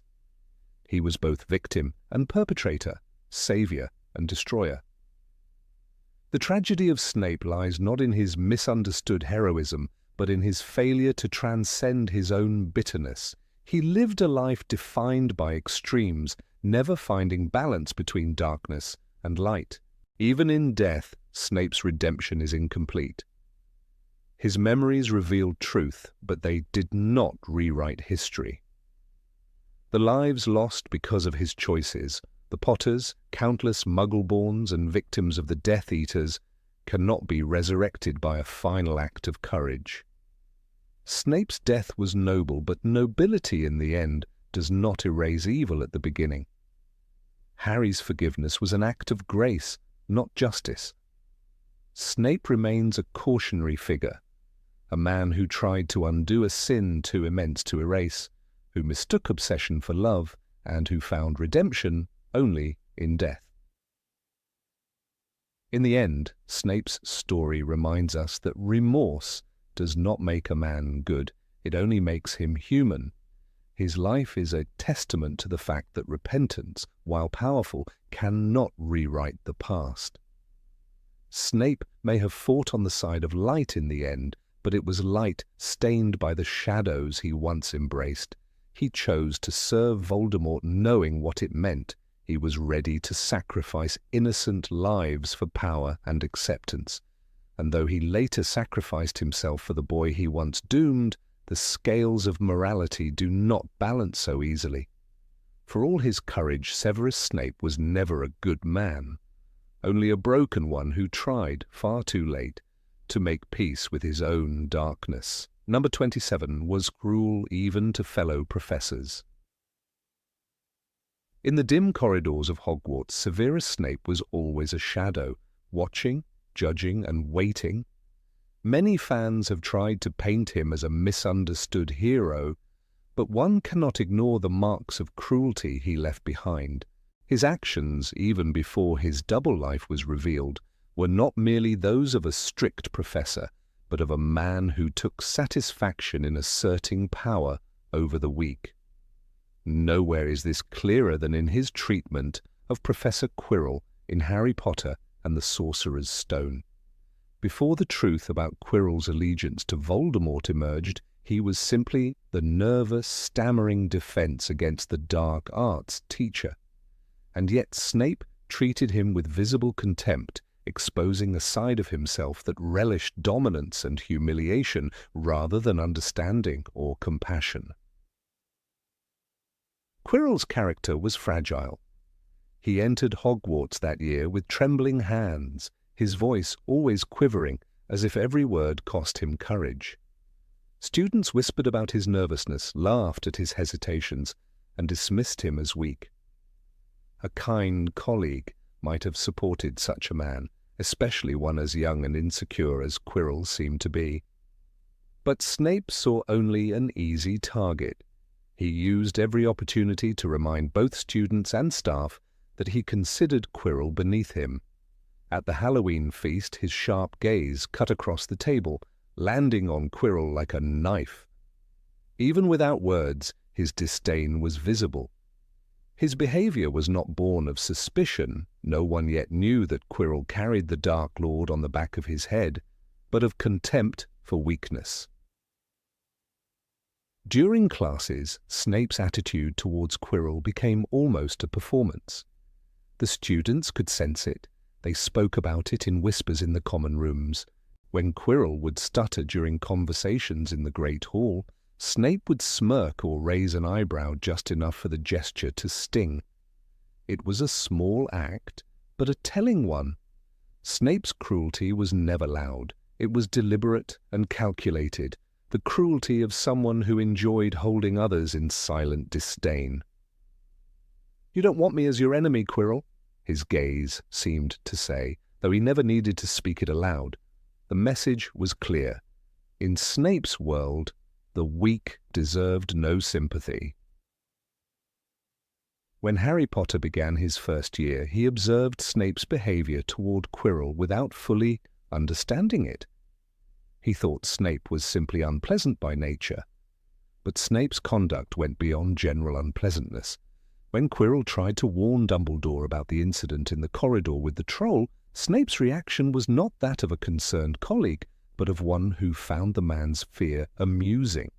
Later, when Quirrell tried to defend himself after the broomstick incident during the Quidditch match, Snape cut him off with a cold, dismissive look that silenced him instantly. It was clear to anyone watching that Snape enjoyed watching the nervous professor squirm. He was not protecting Hogwarts out of kindness, he was asserting his superiority. Even before his conflict with Quirrell, Snape had shown that cruelty came naturally to him. His treatment of students, especially Neville Longbottom, was laced with the same venom. He mocked Neville's fear of potions, humiliated him publicly, and once remarked that, "Perhaps we should give you a remembrall to remind you not to be such an idiot." This was not the discipline of a strict teacher, it was emotional cruelty disguised as authority. The pattern was clear. Snape did not differentiate between students and colleagues when it came to exercising control through fear. To him, respect was earned not through kindness or guidance, but through intimidation. Quirrell, despite his later revelation as a servant of Voldemort, was at that time an innocent in the eyes of Hogwarts. Dumbledore trusted him enough to give him a teaching position. Snape's hostility was not based on any known wrongdoing, but on his instinctive disdain for those who lacked confidence. When Quirrell entered a room, Snape's lip would curl as though the man's very presence offended him. This cruelty mattered because it revealed something fundamental about Snape's character. He could not coexist peacefully with vulnerability. Where others might have seen nervousness, Snape saw weakness. And where there was weakness, he felt compelled to crush it. It is worth noting that Snape's cruelty was selective. He directed it not at those stronger than him, such as Dumbledore or McGonagall, but at those who could not retaliate. He never humiliated the headmaster, never raised his voice to his equals in public, but Quirrell, timid, insecure, and friendless, became his chosen victim. This imbalance reveals a truth that can't be softened by tales of Snape's tragic love for Lily Potter. His compassion, if it existed, had boundaries. It extended only to those he deemed worthy. Others, especially those who reminded him of his own past weakness, were treated with cold contempt. There is a moment during the Quidditch match in the first book when Snape mutters incantations under his breath, apparently to protect Harry. But Harry, watching through the firelight, assumes that Snape is trying to harm him. Quirrell later confirms this misunderstanding. Snape was trying to save you. Yet, even in that supposed act of protection, Snape's motivation was not pure kindness. He was driven by his promise to Dumbledore and by the ghost of his own guilt, not by concern for the boy or his safety. The same pattern existed with Quirrell. When Snape interrogated him in the corridors, warning him against his schemes, his tone was not that of a protector, but of a predator circling prey. It was power, not justice, that guided his actions. The cruelty Snape displayed towards Quirrell foreshadowed his treatment of others throughout the series. He belittled Harry for his father's arrogance, tormented Neville for his incompetence, and sneered at Hermione for being a know-it-all. Even when his true loyalties were revealed, even when readers learned of his sacrifices and the torment he endured, these acts of deliberate cruelty could not be erased. They were not accidents of temperament, but conscious choices. Snape understood the impact of his words. He knew what fear looked like, because he had once lived it as a bullied child.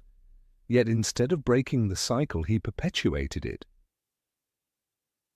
When Dumbledore trusted Snape to protect Hogwarts, he placed in his hands not only power, but moral responsibility. Snape's failure lay in how he used that power. His cruelty toward Quirrell was unnecessary. It achieved nothing except humiliation. The man he despised would later turn out to be a vessel for Voldemort, but that does not excuse the abuse that came before. It shows only that Snape's instinct for cruelty was independent of justice. Even when the other was guilty, Snape's methods revealed enjoyment, not righteousness. He taunted, mocked, and humiliated because that was his nature, not because it served any noble cause.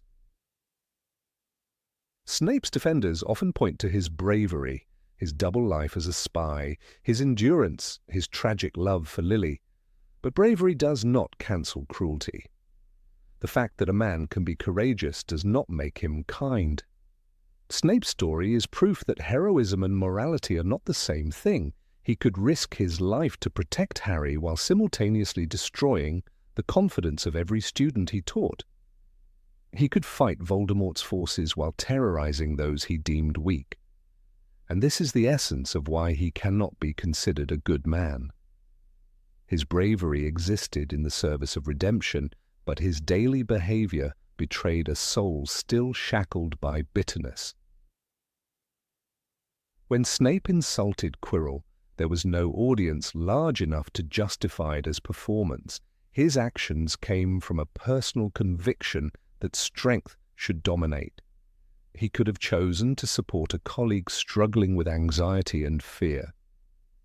Instead, he chose to deepen that fear.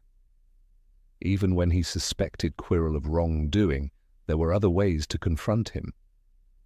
He could have approached Dumbledore privately or gathered evidence quietly, but Snape preferred the method that brought discomfort and humiliation. It made him feel powerful, and power to Snape was a substitute for peace. This cruelty extended beyond words. It lived in gestures. The sharp glare across the staff table, the smirk when Quirrell fumbled a toast, the calculated silence when others offered sympathy. Every small act carried the same message: "You are beneath me." This, more than anything, defines Snape's darkness. Evil is not always in grand betrayals or dark spells. Sometimes it lies in the repeated choice to make another person feel small.